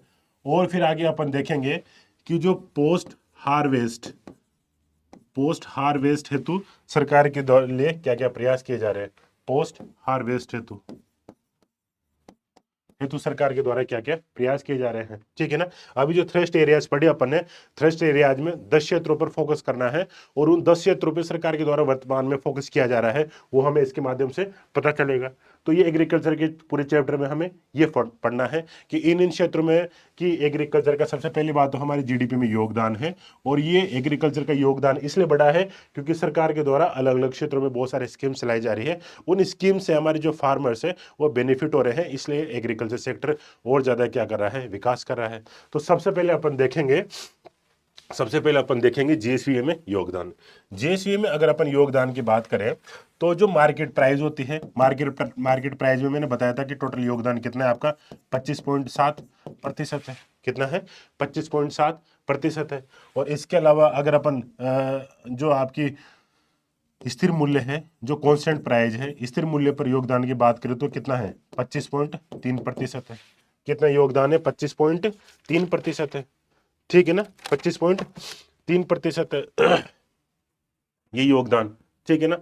अब इसमें अगर अपन देखें तो जो पिछले साल की तुलना है, इस पिछले साल की तुलना में इसमें देखिए, अब अगर अपन मार्केट प्राइस पर देखते हैं, मार्केट प्राइस पर जो अगर टोटल मूल्य में देखें, टोटल वैल्यू में देखें मार्केट प्राइस पर, तो ये है 4.41 लाख करोड़। कितना है 4.41 लाख करोड़, और ये है लगभग 2.2 लाख करोड़, है ना। अब जैसे मैंने बताया कि हमारी जो जीडीपी कितनी है, हमारी जीडीपी इस बार 18.7 है, 18.7 लाख करोड़ रुपए। इस 18.7 लाख करोड़ में मार्केट प्राइस पर 18.7 लाख करोड़ है, इस 18.7 लाख करोड़ में 4.4 लाख करोड़ का योगदान तो किसका है, केवल वो है एग्रीकल्चर सेक्टर का। किसका है, एग्रीकल्चर सेक्टर का है। अगर पिछले साल की तुलना में बात करें तो इसमें 3.47% की क्या हुई है, वृद्धि हुई है, 3.47% की वृद्धि हुई है, और इसमें 0.22% की क्या हुई है, वृद्धि हुई है। क्लियर है, ये चीज एक बार वापस समझा देता हूं। जीएसवी में कैसे योगदान है कि मार्केट प्राइस पर जीएसवी में हमने देखा था कि 25.7% का योगदान है, जबकि कांस्टेंट प्राइस पर कितना है 25.3% का योगदान है। अगर वैल्यू में अपन देखें तो वैल्यू में जो मार्केट प्राइस है उस पर जो एग्रीकल्चर सेक्टर है उसकी टोटल वैल्यू कितनी है, वो है 4.41 लाख करोड़, और जो स्थिर मूल्य है उस पर कितना है 2.2 लाख करोड़। और अगर पिछले साल की तुलना में देखें तो जो वैल्यू एडिशन है उसमें लगातार वृद्धि हो रही है। और कितनी वृद्धि हुई है? 3.47% की वृद्धि हुई है। और कांस्टेंट प्राइस पर कितनी वृद्धि हुई है? 0.22% की क्या हुई है? वृद्धि हुई है। क्लियर है ये चीज? ठीक है, इसको देखो एक बार आप लोग।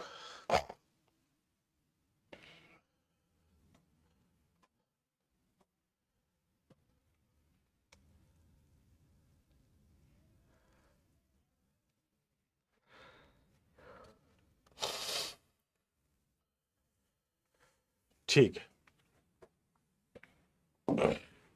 एक बार वापस से देखते हैं कि एग्रीकल्चर सेक्टर का जीएसवीएम में क्या योगदान है। सबसे पहले तो अपन देखते हैं मार्केट प्राइस पर, फिर देखते हैं अपन कांस्टेंट प्राइस पर। मार्केट प्राइस पर अगर अपन बात करें, वैल्यू में टोटल कितना है? 4.41 लाख करोड़। कितना है? 4.41 लाख करोड़। और ये कितना है? 2.2 लाख करोड़। 2.2 लाख करोड़। ठीक है, नेक्स्ट अगर अपन देखें कि प्रतिशत में योगदान कितना है, प्रतिशत में इसमें तो योगदान है 25.7% का, और इसमें कितना है आपका? 25.3% का। कितना योगदान है? 25.3% का, है ना? कितना योगदान है? 25.3% का। पिछले साल की तुलना में देखें तो इसमें तो 3.47% की वृद्धि हुई है, और इसमें कितनी वृद्धि हुई है? 0.22% की आपको वृद्धि देखने को मिलेगी, है ना? 0.22% की वृद्धि आपको यहाँ पर देखने को मिलेगी। क्लियर है ये चीज? अब अगर अपन एग्रीकल्चर और अलाइड सेक्टर में भी देखें, एग्रीकल्चर और ये जो अलाइड सेक्टर है, इसमें अगर अपन देखें तो कौन कौन सी चीजें आती है और उन चीजों का अलग अलग योगदान कितना है। उन चीजों का अगर अलग अलग योगदान कितना है, इसको अगर अपन देखें तो जो एग्रीकल्चर सेक्टर है, इस एग्रीकल्चर सेक्टर में जैसे मैंने आप लोगों को बताया कि एक तो आता है आपका क्रॉप्स, एक तो क्या आती है आपकी? क्रॉप आती है। एक तो क्या आता है आपका? क्रॉप्स आता है। दूसरे नंबर पर आपका क्या आता है? पशुधन आता है।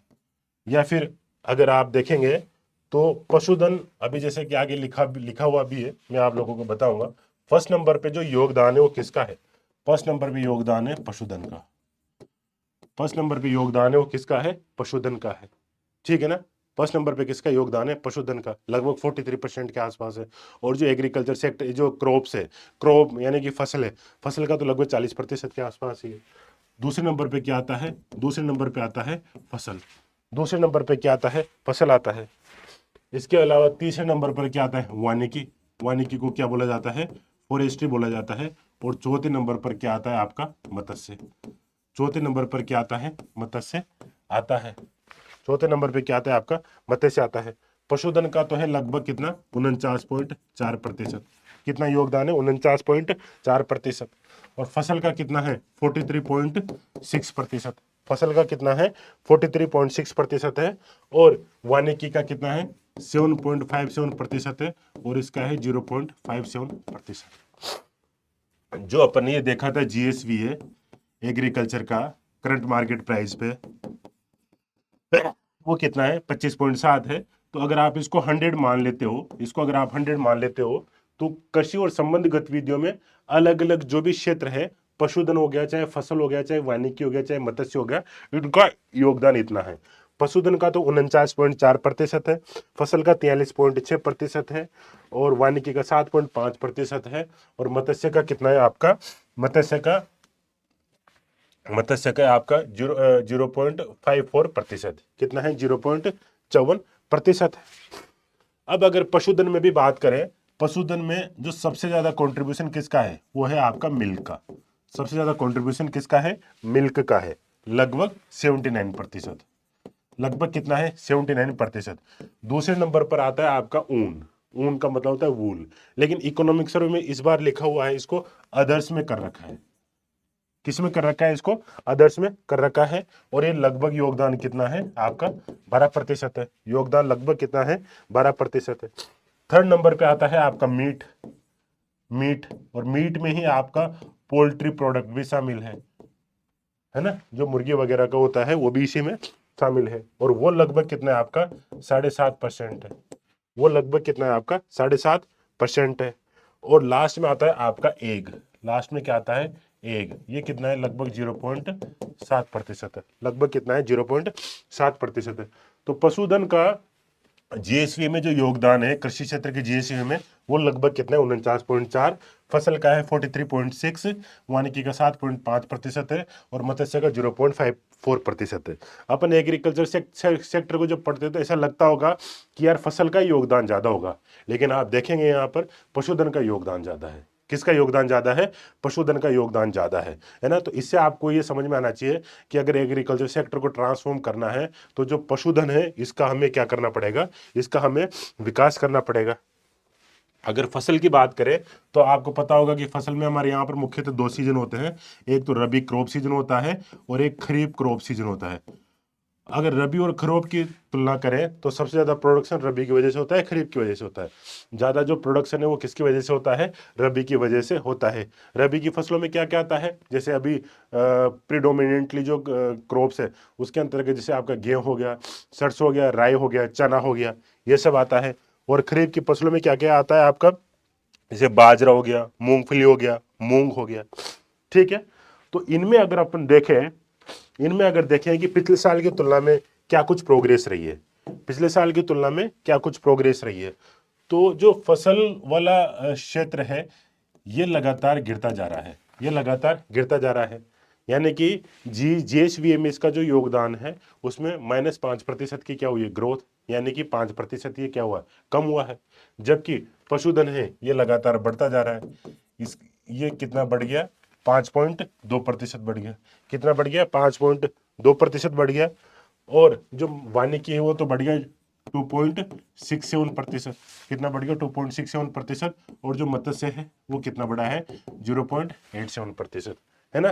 पिछले साल की तुलना में जो पशुधन है उसके जीएसवी में कंट्रीब्यूशन कितने प्रतिशत से बढ़ा है, 5.2% से। फसल का कितना कम हो गया, फसल का -5% से कम हो गया। वानिकी का 2.67% से बढ़ा है। और मत्स्य का कितना बढ़ा है आपका, 0.87% से बढ़ा है। क्लियर है आपको ये चीज, ठीक है। ये एक बार आंकड़े देख लो आप यहाँ पर। नेक्स्ट, तो कृषि और संबंधित क्षेत्र का योगदान मैंने बता दिया आप लोगों को। नेक्स्ट, अब आप देखेंगे जीवीए जो करंट प्राइस है वो लगभग 4.41 है, जबकि कांस्टेंट प्राइस पर कितना है, 2.2% है ना। और पिछले साल की तुलना में अगर आप इसमें वृद्धि देखेंगे जो मार्केट प्राइस वाले जीवीए में, उसमें तो 3.7% की वृद्धि हुई है। जबकि कांस्टेंट प्राइस पर अगर अपन देखेंगे तो 0.22% की क्या है, वृद्धि हुई है। 0.22% की क्या हुई है, वृद्धि देखने को आपको मिलेगी, ठीक है ना।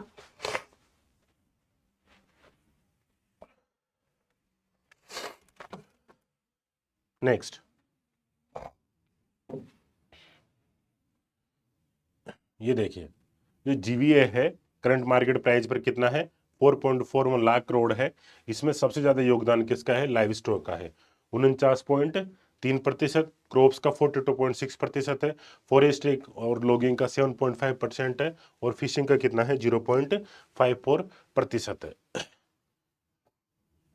और अगर अपन बात करें कि जो पशुधन है, पशुधन में किन किन उत्पादों का कितना कितना योगदान है, तो सबसे ज्यादा योगदान, जैसे कि मैंने आप लोगों को बताया, सबसे ज्यादा योगदान तो किसका है, वो है मिल्क का। सबसे ज्यादा योगदान किसका है, मिल्क का। लगभग कितना है, 79.6%। कितना है, 79.6%।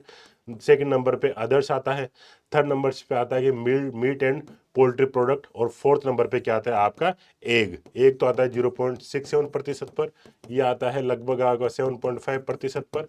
और ये आता है आपका 12.3% पर। क्लियर है चीज, एक बार आप इनको देख लो। नेक्स्ट देखते हैं। अब देखिए ये काफी इंपॉर्टेंट चीज है कि हमारे पास राजस्थान में जितना भी लैंड अवेलेबल है, जितना भी लैंड अवेलेबल है, वो लैंड का उपयोग किस किस प्रकार से होता है, उस लैंड का उपयोग किस किस प्रकार से होता है। तो सबसे पहले इकोनॉमिक सर्वे में लिखा हुआ है कि जो राजस्थान का जो एरिया है, राजस्थान का एरिया है वो कितना है, 343.43 लाख हेक्टेयर है। 343.43 लाख हेक्टेयर है ना। 342,239 स्क्वायर किलोमीटर में है। और हेक्टर में कितना है, 343.43 लाख हेक्टर है ना।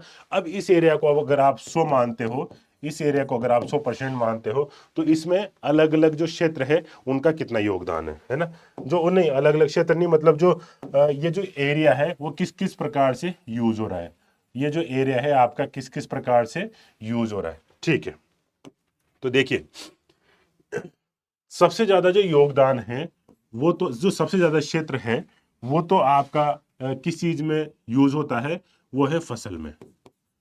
किस में यूज होता है? फसल में, जिसको कि अपन क्या बोल सकते हैं, नेट सोन एरिया। क्या बोल सकते हैं? नेट सोन एरिया, यानी कि शुद्ध बोया गया क्षेत्र, शुद्ध बोया गया क्षेत्रफल।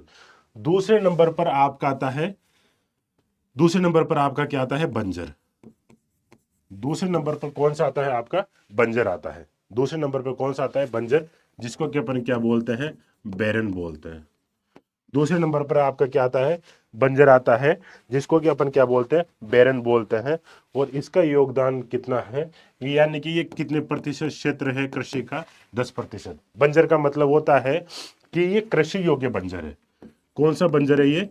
कृषि योग्य बंजर है। कृषि योग्य बंजर का मतलब है कि इसमें कृषि हो सकती है, लेकिन पिछले 5 साल, मतलब लास्ट कृषि इसमें 5 साल पहले हुई थी, यानी कि 5 साल पहले लास्ट कृषि हुई थी, 5 साल के बाद इसमें कुछ हुआ ही नहीं उत्पादन। 5 साल के बाद इसमें कुछ उत्पादन हुआ ही नहीं है। थर्ड नंबर पे आता है आपका जंगल। जंगल का मतलब क्या होता है? वानिकी। क्या होता है? वानिकी। और इसका योगदान कितना है आपका? 8%। यानी कि पूरे राजस्थान का लगभग 8% जो क्षेत्रफल है, 8% क्षेत्रफल है, वो किस में इन्वॉल्व है? वो आपका जंगल में इन्वॉल्व है। तो इसको ऐसे याद कर सकते हो कि आधी खेती, और आधी खेती 10 बंजर, 8 जंगल, बाकी सब 6 5 4, इस तरीके से आपको याद रखना है। ठीक है ना। चौथे नंबर पर अगर अपन देखें, चौथे नंबर पर अगर अपन देखें तो इसमें आता है ऊसर एवं कृषि अयोग्य भूमि। कौन सी आती है? ऊसर एवं कृषि अयोग्य भूमि। ऊसर एवं कृषि अयोग्य भूमि का मतलब यह है कि ये जो भूमि है, ये जो भूमि है, अब इसमें खेती नहीं हो सकती। ये जो भूमि है इसमें खेती नहीं हो सकती है। अगर अपन बेरन की बात करें तो ये है कि पिछले 5 साल से कुछ भी उत्पादन नहीं हुआ है। लेकिन जो ऊसर एवं कृषि अयोग्य भूमि होती है, ऊसर एवं कृषि अयोग्य भूमि होती है, उसमें तो किसी प्रकार का कोई उत्पादन हो ही नहीं सकता। उसमें कृषि, उसमें किसी प्रकार का, ये जो बंजर है, बंजर को आप क्या बोलते हैं? वेस्ट लैंड बोलते हैं, है ना। ये बेसिकली आपकी बेरन होगी। ये तो आपकी होगी बेरन लैंड। और ये क्या, और वो क्या हो जाएगी आपकी? Waste land. वो क्या हो जाएगी? Waste land. ये हो जाएगी आपकी वेस्ट लैंड। ठीक है। तो फर्स्ट नंबर पे फसल है, यानी कि नेट सोन एरिया है। लगभग 53% क्षेत्रफल में क्या होती है? फसल होती है। दूसरे नंबर पर कृषि योग्य बंजर भूमि है। कृषि योग्य अगर बंजर भूमि की अगर अपन बात करेंगे तो ये आएगी कल्चरेबल वेस्टलैंड। कल्चरेबल वेस्टलैंड लगभग 10% है। कृषि योग्य बंजर भूमि वो होती है जिसमें 5 साल पहले कृषि का उत्पादन हुआ था, 5 साल से कोई उत्पादन नहीं हुआ। जंगल और वानिकी का योगदान 8% है। ऊसर एवं कृषि अयोग्य भूमि उसके बाद आती है। ऊसर एवं कृषि अयोग्य भूमि उसके बाद आती है। ऊसर एवं कृषि अयोग्य भूमि की अगर अपन बात करें तो ये कितना है? 6.8% है। ये कितना है? 6.8% है। इसके बाद आती है आपकी, इसके बाद आएगी आपकी गैर कृषि उपयोग अंतर्गत भूमि, है ना। गैर कृषि उपयोग अंतर्गत भूमि का मतलब है कि ये जो कृषि है वो उपयोग में तो हो सकती है, लेकिन ये कृषि कार्यों के लिए उपयोग नहीं हो सकती। कृषि योग्य, ये कृषि गैर कृषि योग्य, यानी कि ये यहाँ पर एग्रीकल्चर तो हो सकती है, लेकिन वर्तमान में यहाँ पर एग्रीकल्चर इसलिए नहीं होती है क्योंकि जो खेती वाला क्षेत्र है, आपको पता है कि आजकल गांव में वहाँ पर फार्म हाउस बन जाते हैं, वहाँ पर मकान बन जाता है, खेत का कुछ एरिया है वो सड़क के लिए हमें छोड़ना पड़ता है। तो ये ऐसा क्षेत्र है 5.9% जो कृषि की योग्य तो है, किंतु वहाँ पर खेती नहीं हो सकती। इसके बाद आता है अन्य चालू पड़त भूमि। क्या आता है? अन्य चालू पड़त भूमि। उसके बाद आएगा आपका अन्य चालू पड़त भूमि। अन्य चालू पड़त भूमि को आप क्या बोलते हैं? अन्य चालू पड़त भूमि को बोलते हैं fellow lands other than current fellow, fellow lands other than current fellow. ये कितना है क्षेत्रफल? लगभग 5.6% है। इसके बाद आती है आपकी चालू पड़त। इसके बाद क्या आती है? चालू पड़त आती है। और चालू पड़त लगभग कितनी है आपकी? चालू पड़त है आपकी 5.2%। चालू पड़त कितनी है? 5.2%। 1 2 3 4 5 6 7 8 9 है ये। फर्स्ट नंबर पर फसल आ गया, नेट सोन एरिया आ गया। सेकंड नंबर पर वेस्ट लैंड आ गया, ऐसी लैंड जो कि कल्चरेबल है, यानी कि खेती हो सकती है, लेकिन पिछले 5 सालों से वहां पर कोई खेती नहीं हुई है। थर्ड नंबर पर आता है जंगल वानिकी, लगभग 8.3 के आसपास है। ये लगभग 8.3 के आसपास है। इसके अलावा फोर्थ नंबर पे आता है आपका ऊसर एवं कृषि अयोग्य भूमि। ये बैरन लैंड है 6.8%, जिसमें किसी प्रकार की खेती नहीं हो सकती, बिल्कुल अनुपजाऊ ही है। इसके अलावा फिर आता है गैर कृषि योग्य भूमि। गैर कृषि योग्य भूमि यानी कि यहाँ पर कृषित हो सकता है, कृषित हो सकती है, लेकिन ये कृषि भूमि किसी और दूसरे पर्पज के लिए यूज हो गई है, जैसे यहाँ पर मकान बन गए हैं, वो सब चीजें हो गई है। फिर आता है आपका अन्य चालू पड़त, तो फिर आता है चालू पड़त, है ना। अन्य चालू पड़त का मतलब fellow lands other than current fellow, और फिर एक आता है करंट फेलो, है ना। देखो, अन्य चालू पड़त और चालू पड़त में क्या अंतर है? चालू पड़त पड़त का मतलब होता है कि ऐसा क्षेत्र जिसमें, ऐसा खेत जिसमें खेती हो सकती है, किंतु किसी कारणवश वहां पर खेती नहीं की गई है, यानी कि खेती हो सकती है वहां पर। और अन्य चालू पड़त का मतलब है ऐसी पड़त भूमि, यानी कि ऐसी भूमि जहां पर पिछले 1 से लेकर 5 साल तक किसी प्रकार की कोई खेती नहीं हुई है। जो बेरल लैंड, जो बंजर कृषि योग्य भूमि है, उसमें तो 5 साल पहले उत्पादन हुआ था कृषि का। और जो अन्य चालू पड़त भूमि है, इसमें पिछले 1 से 5 साल के भीतर किसी प्रकार का कोई उत्पादन नहीं हुआ है। पिछले 5 साल में किसी प्रकार का कोई उत्पादन नहीं हुआ है, 1 से 5 साल में। इसके बाद फिर आपका आता है, इसके बाद फिर आपका आता है ये स्थायी चारागाह तथा अन्य गोचर भूमि। स्थायी चारागाह एवं अन्य गोचर भूमि ये कितना है? 4.2% है। और लास्ट में आ जाता है आपका विविध वृक्ष, फसलों और उपवनों के तहत भूमि। इसका योगदान कितना है? 0.11%। क्लियर है? इस चीज को आप एक बार याद कर ले। फर्स्ट नंबर पर आपका फसल आता है, दूसरे नंबर पर बंजर कृषि योग्य भूमि आता है, तीसरे नंबर पर जंगल आता है, चौथे नंबर पर आपका ऐसी भूमि आती है जिस पर कृषि की जा सकती है, लेकिन वहां पर वो गैर कृषि योग्य भूमि बन चुकी है वर्तमान में, है ना। सॉरी, चौथे नंबर पे तो आपका ऊसर एवं कृषि अयोग्य भूमि आती है, जो कंप्लीटली बैरन हो चुकी है। पांचवें नंबर पर गैर कृषि योग्य भूमि आती है। ये कृषि योग्य भूमि थी, लेकिन वर्तमान में वो गैर कृषि कार्यों के लिए प्रयुक्त हो रही है। उसके बाद अन्य चालू पड़त आता है, ऐसी भूमि जहां पर पिछले 1 से 5 साल के दौरान किसी प्रकार का उत्पादन नहीं हुआ है। फिर चालू पड़त आता है। चालू पड़त का मतलब ये है कि हो सकता है उसमें पिछले साल उत्पादन हुआ हो, इस साल किसी कारणों से उसमें खेती नहीं की गई हो। फिर आता है आपका स्थायी चारागाह अरण्य गोचर भूमि, जहां पर चारागाह वगैरह वो सब चीजों के लिए जो भूमि रिजर्व रखी हुई है। और लास्ट में आता है आपकी ऐसी खेती, ऐसा क्षेत्रफल जो कि बाग बगीचों, उपवन, छोटे छोटे पेड़ पौधे होते हैं, उनके लिए क्या है? रिजर्व है। उनके लिए क्या है? आपका रिजर्व है। क्लियर है? नेक्स्ट देखते हैं। नेक्स्ट है आपका प्रचलित जोतधारक operational land holdings. Operational land holdings, अब देखिए, राजस्थान में अगर अपन देखें 2010-11 में कुल जोतों का क्षेत्रफल कितना था? 211.3 लाख हेक्टर। कितना था? 211.3 लाख हेक्टर। कितना था 2010-11 में? 211.3 लाख हेक्टर। और वर्तमान में जो कुल जोतों का क्षेत्रफल कितना हो गया? 208.7 लाख हेक्टर। कुल जोतों का क्षेत्रफल का मतलब हो गया कि ये कुल खेत है। ये क्या है? कुल खेत है, कुल टोटल होल्डिंग्स है, यानी कि ये इतना लाख हेक्टर खेत है जिन पर वर्तमान में खेती होती है राजस्थान में।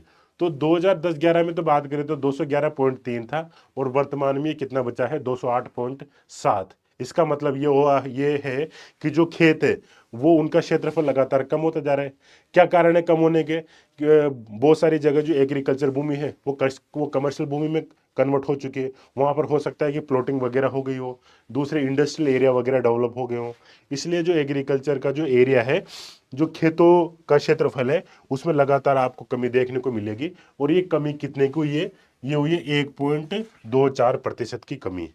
211 था, कितना रह गया? 208 रह गया, 1.24% की कमी हुई है। हर 5 साल में कृषि से संबंधित गणनाएं की जाती है। 2010-11 में की गई थी, फिर 15-16 में की गई, लेकिन उसके बाद से अभी तक कोई गणना नहीं की गई है। दूसरी बात अपन देखते हैं कि टोटल जोत धारक कितने हैं। टोटल जोत धारक का मतलब है कि टोटल खेत कितने हैं जिनमें खेती की जा सकती है ना। ऑपरेशनल लैंड होल्डिंग्स, ऑपरेशनल का मतलब है कि जहां पर खेती की जा सकती है। तो इस प्रकार के लगभग 68.88 लाख थे कब, आपके 2010-11 में, और वर्तमान में लगभग कितने हैं, 76.55 लाख। तो इन खेतों की संख्या में कितनी वृद्धि हुई है, 11.14% की वृद्धि हुई है। इसका मतलब क्या है, इसका मतलब यह है कि पहले खेत कम थे, बाद में खेतों की संख्या में वृद्धि हो गई। इसका कारण यह भी तो हो सकता है ना कि कोई बड़ा खेत था वो 2-3 छोटे छोटे खेतों में टूट गया हो। इसका मतलब यह है, क्यों टूटा है वो, क्यों, क्योंकि जो संयुक्त परिवार है उनका विघटन होता जा रहा है। जो संयुक्त परिवार है वो धीरे धीरे ब्रेक हो रहे हैं, धीरे धीरे टूट रहे हैं। जो न्यूक्लियर फैमिलीज का टाइम आ गया है ना। पहले बाप के पास जमीन थी, बाप के अगर मान लो 2-3 बेटे थे, तो 2-3 बेटों में जब बंटवारा हुआ जमीन का, तो बड़ा खेत 2-3 पार्ट में बटेगा, तो सबने फिर वो अलग अलग नाम से रजिस्ट्री करवा ली, अलग अलग नाम से हो गए वो खेत।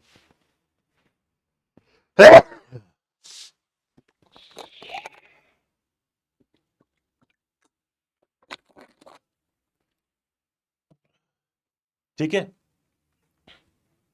तो अगर अपन देखें कुल जोतों का जो क्षेत्रफल है उसमें तो कमी हुई है, लेकिन जो टोटल नंबर ऑफ खेत है, total number of operational holdings है, उनमें आपको वृद्धि देखने को मिलेगी। 2010-11 तक टोटल 3.07 हेक्टेयर, एक खेत का जो एवरेज आकार है वो कितना था, 3.07 हेक्टर था। लेकिन इसमें भी ऑब्वियसली कमी आएगी, और ये कम होकर वर्तमान में कितना रह गया, 2.73 हेक्टेयर रह गया। इसमें 11% की कमी देखने को मिली है। और ये कमी क्यों आई है, ये कमी इसीलिए आई है क्योंकि पहले खेतों का एवरेज आकार बड़ा था, फिर धीरे धीरे वो जो खेत है वो फ्रेगमेंटेड हो गए, यानी कि वो धीरे धीरे उनका विखंडन हो गया। क्यों, क्योंकि संयुक्त परिवारों का क्या हो रहा है, विखंडन हो रहा है। संयुक्त परिवार क्या हो रहे हैं आपके, टूट रहे हैं। तो इसमें 10-11 वाले डेटा याद करो तो करो, 15-16 वाले डेटा याद करने हैं, एक बार आप लोगों को याद करवा दूं कि जो टोटल टोटल आपके जो कुल जोतों का क्षेत्रफल है, टोटल जो एरिया अंडर लैंड होल्डिंग से वो कितना है, वो है हमारा 208.7 लाख हेक्टर। पहले कितना था, लगभग 208 211 के आसपास, ऐसे याद रखना है। 1.24% किसमें कमी हुई है। टोटल खेत कितने हैं, पहले 68.8 थे, अब वर्तमान में 76.5 है, यानी कि इसमें 11% के आसपास क्या हुई है, वृद्धि हुई है। 11.14% के आसपास वृद्धि हुई है। औसत आकार अगर अपन एवरेज साइज बात करें, पहले 3.07% के आसपास था, और वर्तमान में 2.7% के आसपास है। और ये सब रिजल्ट ये भी डिक्लेयर करता है कि जो संयुक्त परिवार है उनका लगातार क्या हो रहा है, विखंडन होता जा रहा है, विखंडन होता जा रहा है। अब देखिए, अगर अपन खेतों को उनके आकार के आधार पर बांटे, तो सबसे पहले तो आते हैं आपके स्मॉल फार्मर्स। सबसे पहले कौन आते हैं, आपके स्मॉल फार्मर्स आते हैं। सबसे पहले आपके कौन आते हैं, स्मॉल फार्मर्स आते हैं। इनको क्या आप क्या बोलते हो, सीमांत किसान बोलते हो। क्या बोलते हो, सीमांत किसान बोलते हो, है ना। क्या बोलते हो आप इनको, सीमांत किसान बोलते हो।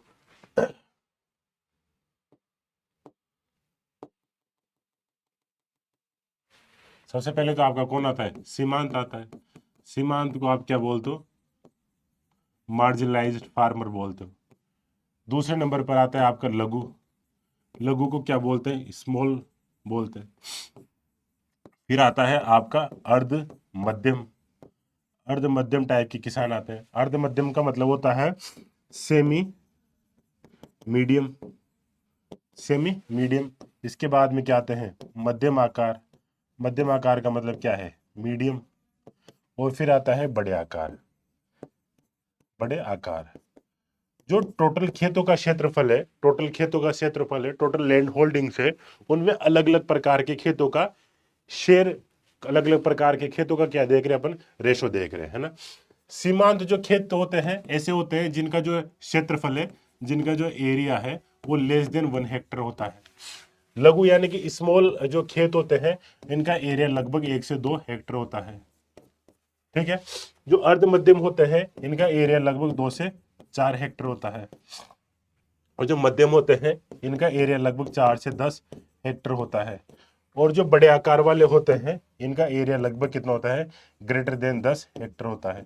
तो ऐसे क्षेत्र, ऐसे खेत जिनका एरिया 10 हेक्टर से ज्यादा हो, तो बड़े आकार वाली, बिग साइज वाली कैटेगरी में आएंगे, लार्ज साइज वाली कैटेगरी में आएंगे, लार्ज साइज वाली कैटेगरी में आएंगे। अब राजस्थान में अगर आप अपन देखें, राजस्थान में अगर अपन देखें तो सबसे ज्यादा प्रतिशत हिस्सा किसका रहेगा, एक बार आप खुद अपनी नॉलेज यूज करो, सबसे ज्यादा प्रतिशत हिस्सा किसका रहेगा?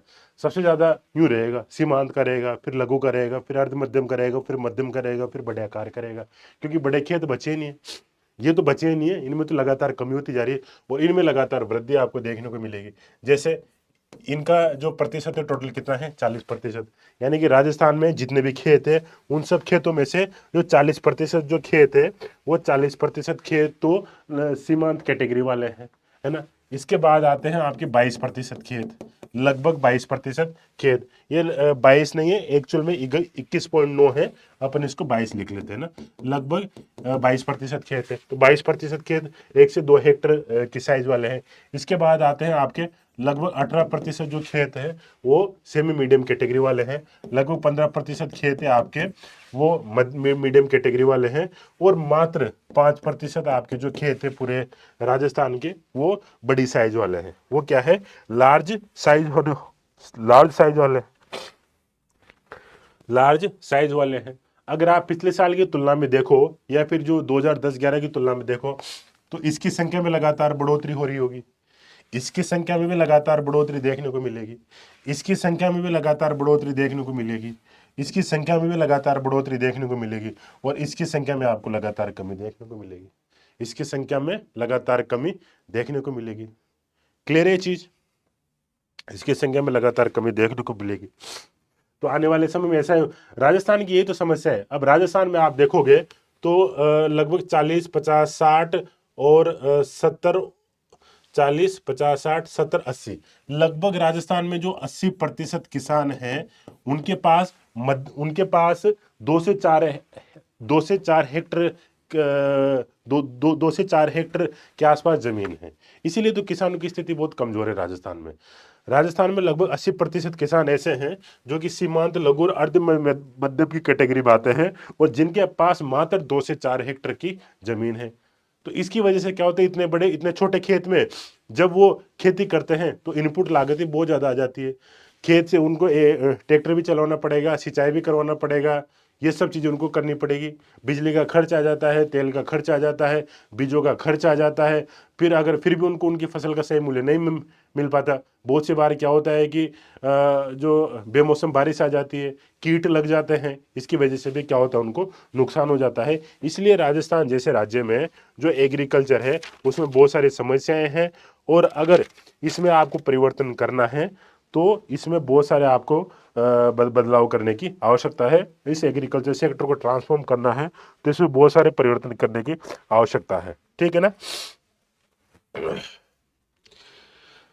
नेक्स्ट है आपका फीमेल लैंड होल्डिंग। अगर अपन महिला प्रचालित जोतधारकों की बात करें, महिला प्रचालित जोतधारकों की महिलाओं जो टोटल लैंड होल्डिंग्स है, टोटल हमारा जो लैंड होल्डिंग्स है और जो टोटल खेतों का क्षेत्रफल है या फिर जो total number of land holdings है, जो टोटल खेत है, उन खेतों में से कितना प्रतिशत हिस्सा महिलाओं के पास है।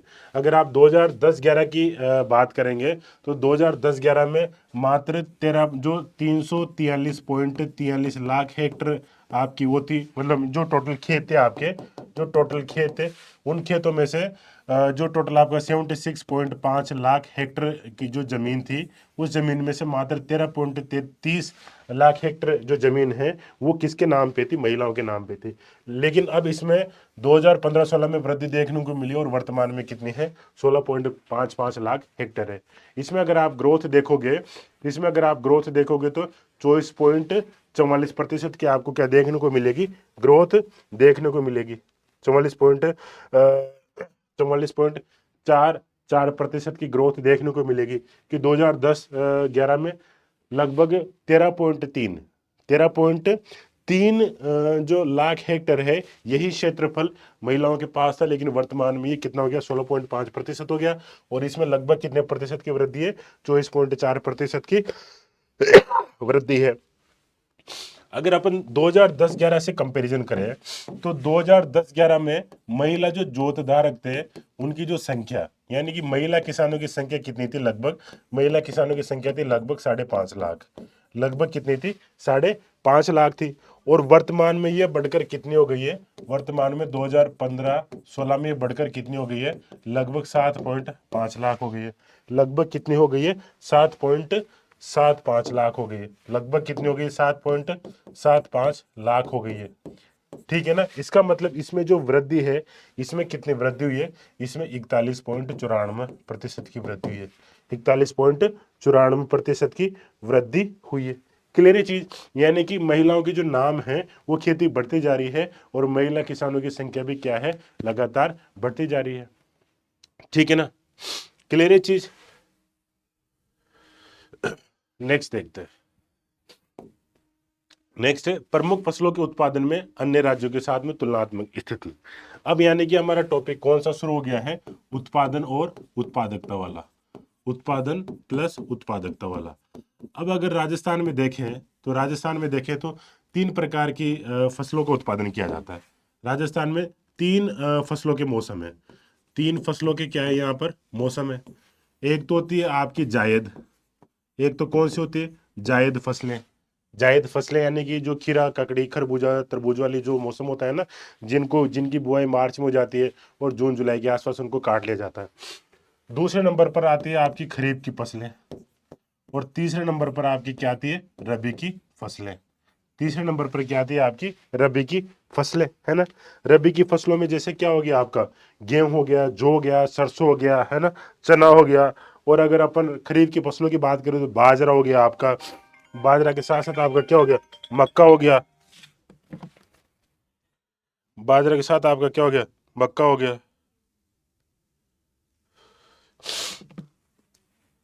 ठीक है, क्या होगा, मक्का हो गया, बाजरा हो गया, मूंगफली हो गई, ये सब हो गए। और अगर अपन दूसरी बात करें, उपयोग के आधार पर इनको देखें, अगर उपयोग के आधार पर इनको देखें तो ये 2 प्रकार की होती है। एक तो होती है खाद्यान्न फसलें, एक तो क्या होती है, खाद्यान्न फसलें, यानी कि जो खाने में काम आती है, जिनको कि अपन फूड ग्रेन्स बोलते हैं। क्या बोलते हैं, फूड ग्रेन्स बोलते हैं। फूड ग्रेन्स के अंदर एक तो आपके अनाज होएगा, जिसको कि अपन क्या बोलते हैं, सीरियल्स बोलते हैं। एक तो आपका क्या हो जाएगा, अनाज हो जाएगा, और एक आपको हो जाएगा दलहन। क्या हो जाएगा, दलहन। दलहन का मतलब क्या हो गया, पल्सेस। दूसरे नंबर पे जो फसलें आती है वो होती है आपकी वाणिज्यिक फसलें। कौन सी फसलें होती है, वाणिज्यिक फसलें, जिनको कि अपन क्या बोलते हैं, कमर्शियल क्रॉप्स बोलते हैं। क्या बोलते हैं, कमर्शियल क्रॉप्स बोलते हैं। कॉटन हो गया, इसके अलावा जूट हो गया आपका, है ना। और भी जैसे कि आपकी फल हो गया, फूल हो गया, मसाले हो गए, ये सब जो फसलें होती है ये किसके अंतर्गत आती है, कमर्शियल क्रॉप्स के अंतर्गत आती है। तो जो कृषि है, एक तो उसको जो फसल है या फिर कृषि है, एक तो उसको मौसम के आधार पर 3 भागों में बांटा जाता है, जायद खरीफ और रबी। और उपयोग के आधार पर कितने भागों में बांटा जाता है, खाद्यान्न और वाणिज्यिक फसलों में आपको इनको बांट सकते हैं। क्लियर है चीज। अब अगर अपन देखें टोटल, अगर अपन देखें तो खाद्यान्न की अगर अपन देखें, जो खाद्यान्न की स्थिति क्या है, जो खाद्यान्न की स्थिति है,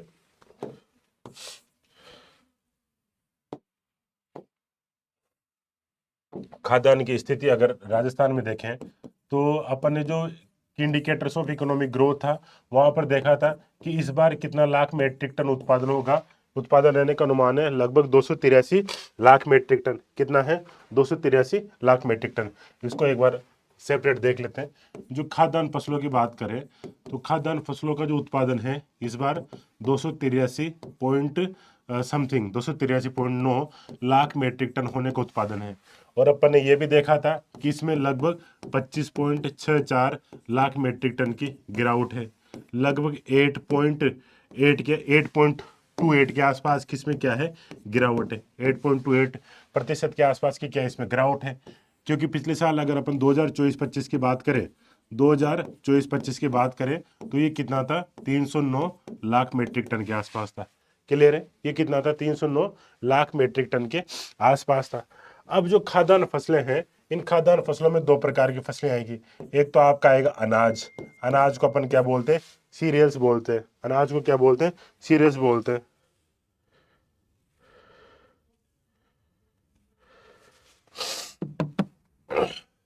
और दूसरे नंबर पे आपकी आती है, दूसरे नंबर पर क्या आती है आपकी दलहन। दूसरे नंबर पर क्या आती है दलहन। दलहन का मतलब क्या हो गया आपकी पल्सेज। दूसरे नंबर पे क्या होती है पल्सेज, है ना।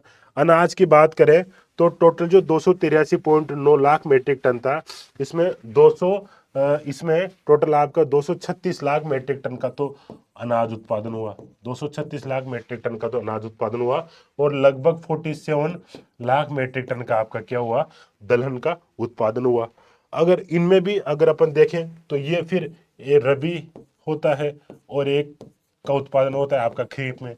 ये तो मैंने बता ही दिया कि हमेशा रबी में उत्पादन ज़्यादा होगा, क्योंकि रबी में आपका देखो गेहूं भी उत्पादित होता है, सरसों भी उत्पादित होती है, जो आपका जो भी उत्पादित होता है, चना भी उत्पादित होता है, ये होता है। तो ये है 167 लाख मीट्रिक टन तो होता है आपका रबी में अनाज। और खरीफ में बात करें तो ये लगभग कितना है 69 लाख मीट्रिक टन पर है। वहीं अगर अपन ये पल्सेस की बात करें तो ये कितना हो जाएगा लगभग ये 27 और 26 और 20, ये लगभग कितना हो जाएगा 27 और 20, लगभग कितना हो जाएगा 27 और 20, यानी कि रबी और खरीफ में, रबी और खरीफ में। टोटल खाद्यान्न की स्थिति देखें राजस्थान में है तो 2024-25 में 283.9 लाख मीट्रिक टन का उत्पादन होने की संभावना है, जो कि 25.64 लाख मीट्रिक टन कम है पिछले साल की तुलना में है। और इसमें ग्रोथ नेगेटिव में देखने को मिली 8.28%। अनाज और जो दलहन की बात करते हैं, अनाज और दलहन की बात करते हैं तो अनाज का जो उत्पादन है 283.9 में 9 लाख मीट्रिक टन में लगभग 236 तो अनाज है और दलहन कितना है लगभग 47 है। अनाज को फिर अगर अपन रबी और खरीफ में बांटे तो रबी का उत्पादन तो हुआ 167 और खरीफ का कितना होएगा 69। वहीं अगर अपन दलहन की बात करें तो दलहन में रबी का तो होएगा 27 और खरीफ का कितना होएगा लगभग 20 के आसपास आपका होने वाला है। क्लियर है ना। नेक्स्ट, इसके अलावा राजस्थान में तिलहन का भी उत्पादन किया जाता है। राजस्थान में तिलहन का भी उत्पादन किया जाता है। तिलहन में आपका क्या आ गया ऑयल सीड आ गया, ऑयल सीड आ गया, जैसे सरसों हो गया, राई हो गया, है ना। तो इसमें आपका लगभग 100 लाख मीट्रिक टन उत्पादन होने की क्या है संभावना है। 100 लाख मीट्रिक टन, है ना, 100 लाख मीट्रिक टन। इसमें पिछले साल की तुलना में 7.2% की वृद्धि है, 7.2% की वृद्धि है। फिर अगर रबी और खरीफ की बात करें तो हमेशा रबी में क्या होगा ज्यादा प्रोडक्शन होगा, हमेशा रबी में क्या होगा ज्यादा प्रोडक्शन होगा। तिलहन के बाद अगर आता है आपका गन्ना, तिलहन के बाद अगर बात करें गन्ना, तो गन्ना का जो उत्पादन है इस साल कितना रहने की संभावना है गन्ना का, वो है शुगर केन का 3.6 लाख मीट्रिक टन। और इसमें बहुत ज़्यादा गिरावट देखने को मिली है, वो है 22% तक की गिरावट। इसके बहुत सारे अलग अलग कारण हो सकते हैं। किसी जगह हो सकता है कि शुगर मिल बंद हो गई हो, किसी जगह पानी की कमी हो, तो ये सब चीज़ें भी क्या करती है प्रभावित करती है ना। और अगर अपन कपास की बात करें तो कपास को लाख मीट्रिक टन में नहीं मानकर कपास की गणना किस में की जाती है गांठों में की जाती है ना, गांठें, है ना। कपास की टोटल कितनी गांठें इस साल उत्पादित होएगी, टोटल गांठों की बात करें तो वो होगी आपकी लगभग 17 लाख गांठें। कितनी होगी लगभग 17 लाख गांठें। एग्जैक्ट फिगर की बात करें तो 17.9 लाख गांठें कितनी है 17.9 लाख गांठें हैं। और इसमें जो वृद्धि है वो आपको 0.34% की वृद्धि आपको यहाँ पर देखने को मिलेगी। कितने प्रतिशत की वृद्धि देखने को मिलेगी ये, तो ये एक पिक्चर है, आप इनको थोड़ा थोड़ा पढ़ेंगे तो आपको ये आराम से याद हो जाएगा। क्लियर है। अब अगर अपन देखें कैसी कौन कौन सी फसलें हैं जिनके उत्पादन में राजस्थान फर्स्ट नंबर पर है, तो जो राजस्थान है ये या तो फर्स्ट नंबर पर है, या फिर ये सेकंड नंबर पर है, या फिर ये कौन से नंबर पर है थर्ड नंबर पर है, या फिर ये कौन से नंबर पर है थर्ड नंबर पर है। एक तो हम गंवार फसल के नाम मामले में बहुत मतलब फर्स्ट नंबर पर है गंवार के मामले में। दूसरे मामले में हम जो राई और सरसों होती है, राई और सरसों, इसमें भी हम क्या है फर्स्ट नंबर पर है राई और सरसों। राई को बोला जाता है रेप सीड, क्या बोला जाता है रेप सीड। और सरसों को तो क्या बोला जाता है सरसों को बोला जाता है मस्टर्ड, है ना। सरसों को क्या बोला जाता है मस्टर्ड बोला जाता है। तीसरे नंबर पर अगर अपन देखें तो बाजरे के मामले में भी हम कौन से नंबर पर है फर्स्ट नंबर पर है। बाजरे के मामले में भी हम क्या है फर्स्ट नंबर पर है। फिर है कुल तिलहन, कुल तिलहन की बात करें टोटल ऑयल सीड क्रॉप्स, कुल तिलहन फसलें की अगर अपन बात करें तो उसमें भी अपन फर्स्ट नंबर पर है।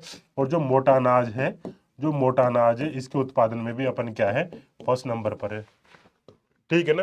तो पूरे राजस्थान का लगभग 88% जो गुआर है, टोटल राजस्थान का लगभग जो 88% गुआर है वो कहाँ पर पैदा होता है, राजस्थान में पैदा होता है। पूरे राजस्थान के लगभग 43% जो राई सरसों है, 43% जो राई सरसों है वो कहाँ पर पैदा होती है, वो राजस्थान में पैदा होती है। पूरे राजस्थान का अगर अपन देखें 41% जो बाजरा है वो कहाँ पर पैदा होता है, आपका राजस्थान में पैदा होता है। पूरे भारत का अगर 23% कुल तिलहन फसलों की बात करें, कुल तिलहन फसलें जैसे कि आपके सरसों होगी, राई होगी, सोयाबीन हो गया, ये सभी, ये तो सेपरेटली है। और कुल तिलहन यानी कि सभी प्रकार की तिलहन फसलों पूरे देश की 23% राजस्थान में होती है। और इसके अलावा पूरे देश का लगभग 14% मोटा अनाज कहाँ होता है, राजस्थान में होता है। पूरे देश का 14% मोटा अनाज कहाँ होता है, राजस्थान में होता है। सेकेंड नंबर पे हम किसमें है, ग्राउंड नट में। ग्राउंड नट यानी कि मूंगफली, पूरे देश की 20% मूंगफली कहाँ उत्पादित की जाती है, राजस्थान में उत्पादित की जाती है। यानी कि 20% मूंगफली कहाँ उत्पादित की जाती है, आपकी राजस्थान में उत्पादित की जाती है। थर्ड नंबर पर अगर अपन देखें तो जो चना चना यानी कि जो ग्राम है, इसके अलावा कुल दलहन चना हो गया, और इसके अलावा कुल दलहन हो गया, और एक होता है सोयाबीन। इनके मामले में हम कौन से नंबर पर है, थर्ड नंबर पर। फर्स्ट नंबर के मामले में से गवार हो गया, राई सरसों हो गया, बाजरा हो गया, कुल तिलहन हो गया, मोटा अनाज, इनमें हम फर्स्ट नंबर पर है। सेकंड नंबर पर हम किस में है, ग्राउंड नट यानी कि मूंगफली में। और थर्ड नंबर पर चना, कुल दलहन और सोयाबीन। क्लियर है चीज। ये एक बार चार्ट है, आप लोग यहाँ से देख सकते हैं। वैसे वो मैंने चीजें आपकी वहां पर क्लियर कर दी है।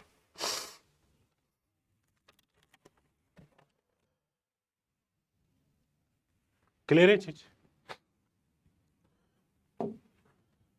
नेक्स्ट आपका आता है उत्पादन उत्पादकता का जो फिगर है वो तो हमने देख ही लिया। उत्पादन और उत्पादकता का जो फिगर है वो हमने देख ही लिया। और इस उत्पादन और उत्पादकता को बढ़ावा देने के लिए सरकार के द्वारा बहुत सारी स्कीम्स भी चलाई जा रही होगी। सरकार के द्वारा बहुत सारी स्कीम्स भी चलाई जा रही होगी। मैंने क्या बताया था, इसको सरकार ने मतलब इकोनॉमिक्स में ऐसे लिखा हुआ है कि पहले तो कंट्रीब्यूशन दिखा रखा है ना, हर चीज का। फिर उसको सपोर्ट करने के लिए सरकार के द्वारा जो जो स्कीम चलाई जा रही है उनके बारे में लिखा हुआ है। ठीक है, तो अपन इसको कल की क्लास में करेंगे। आज के लिए बस इतना ही। Thank you.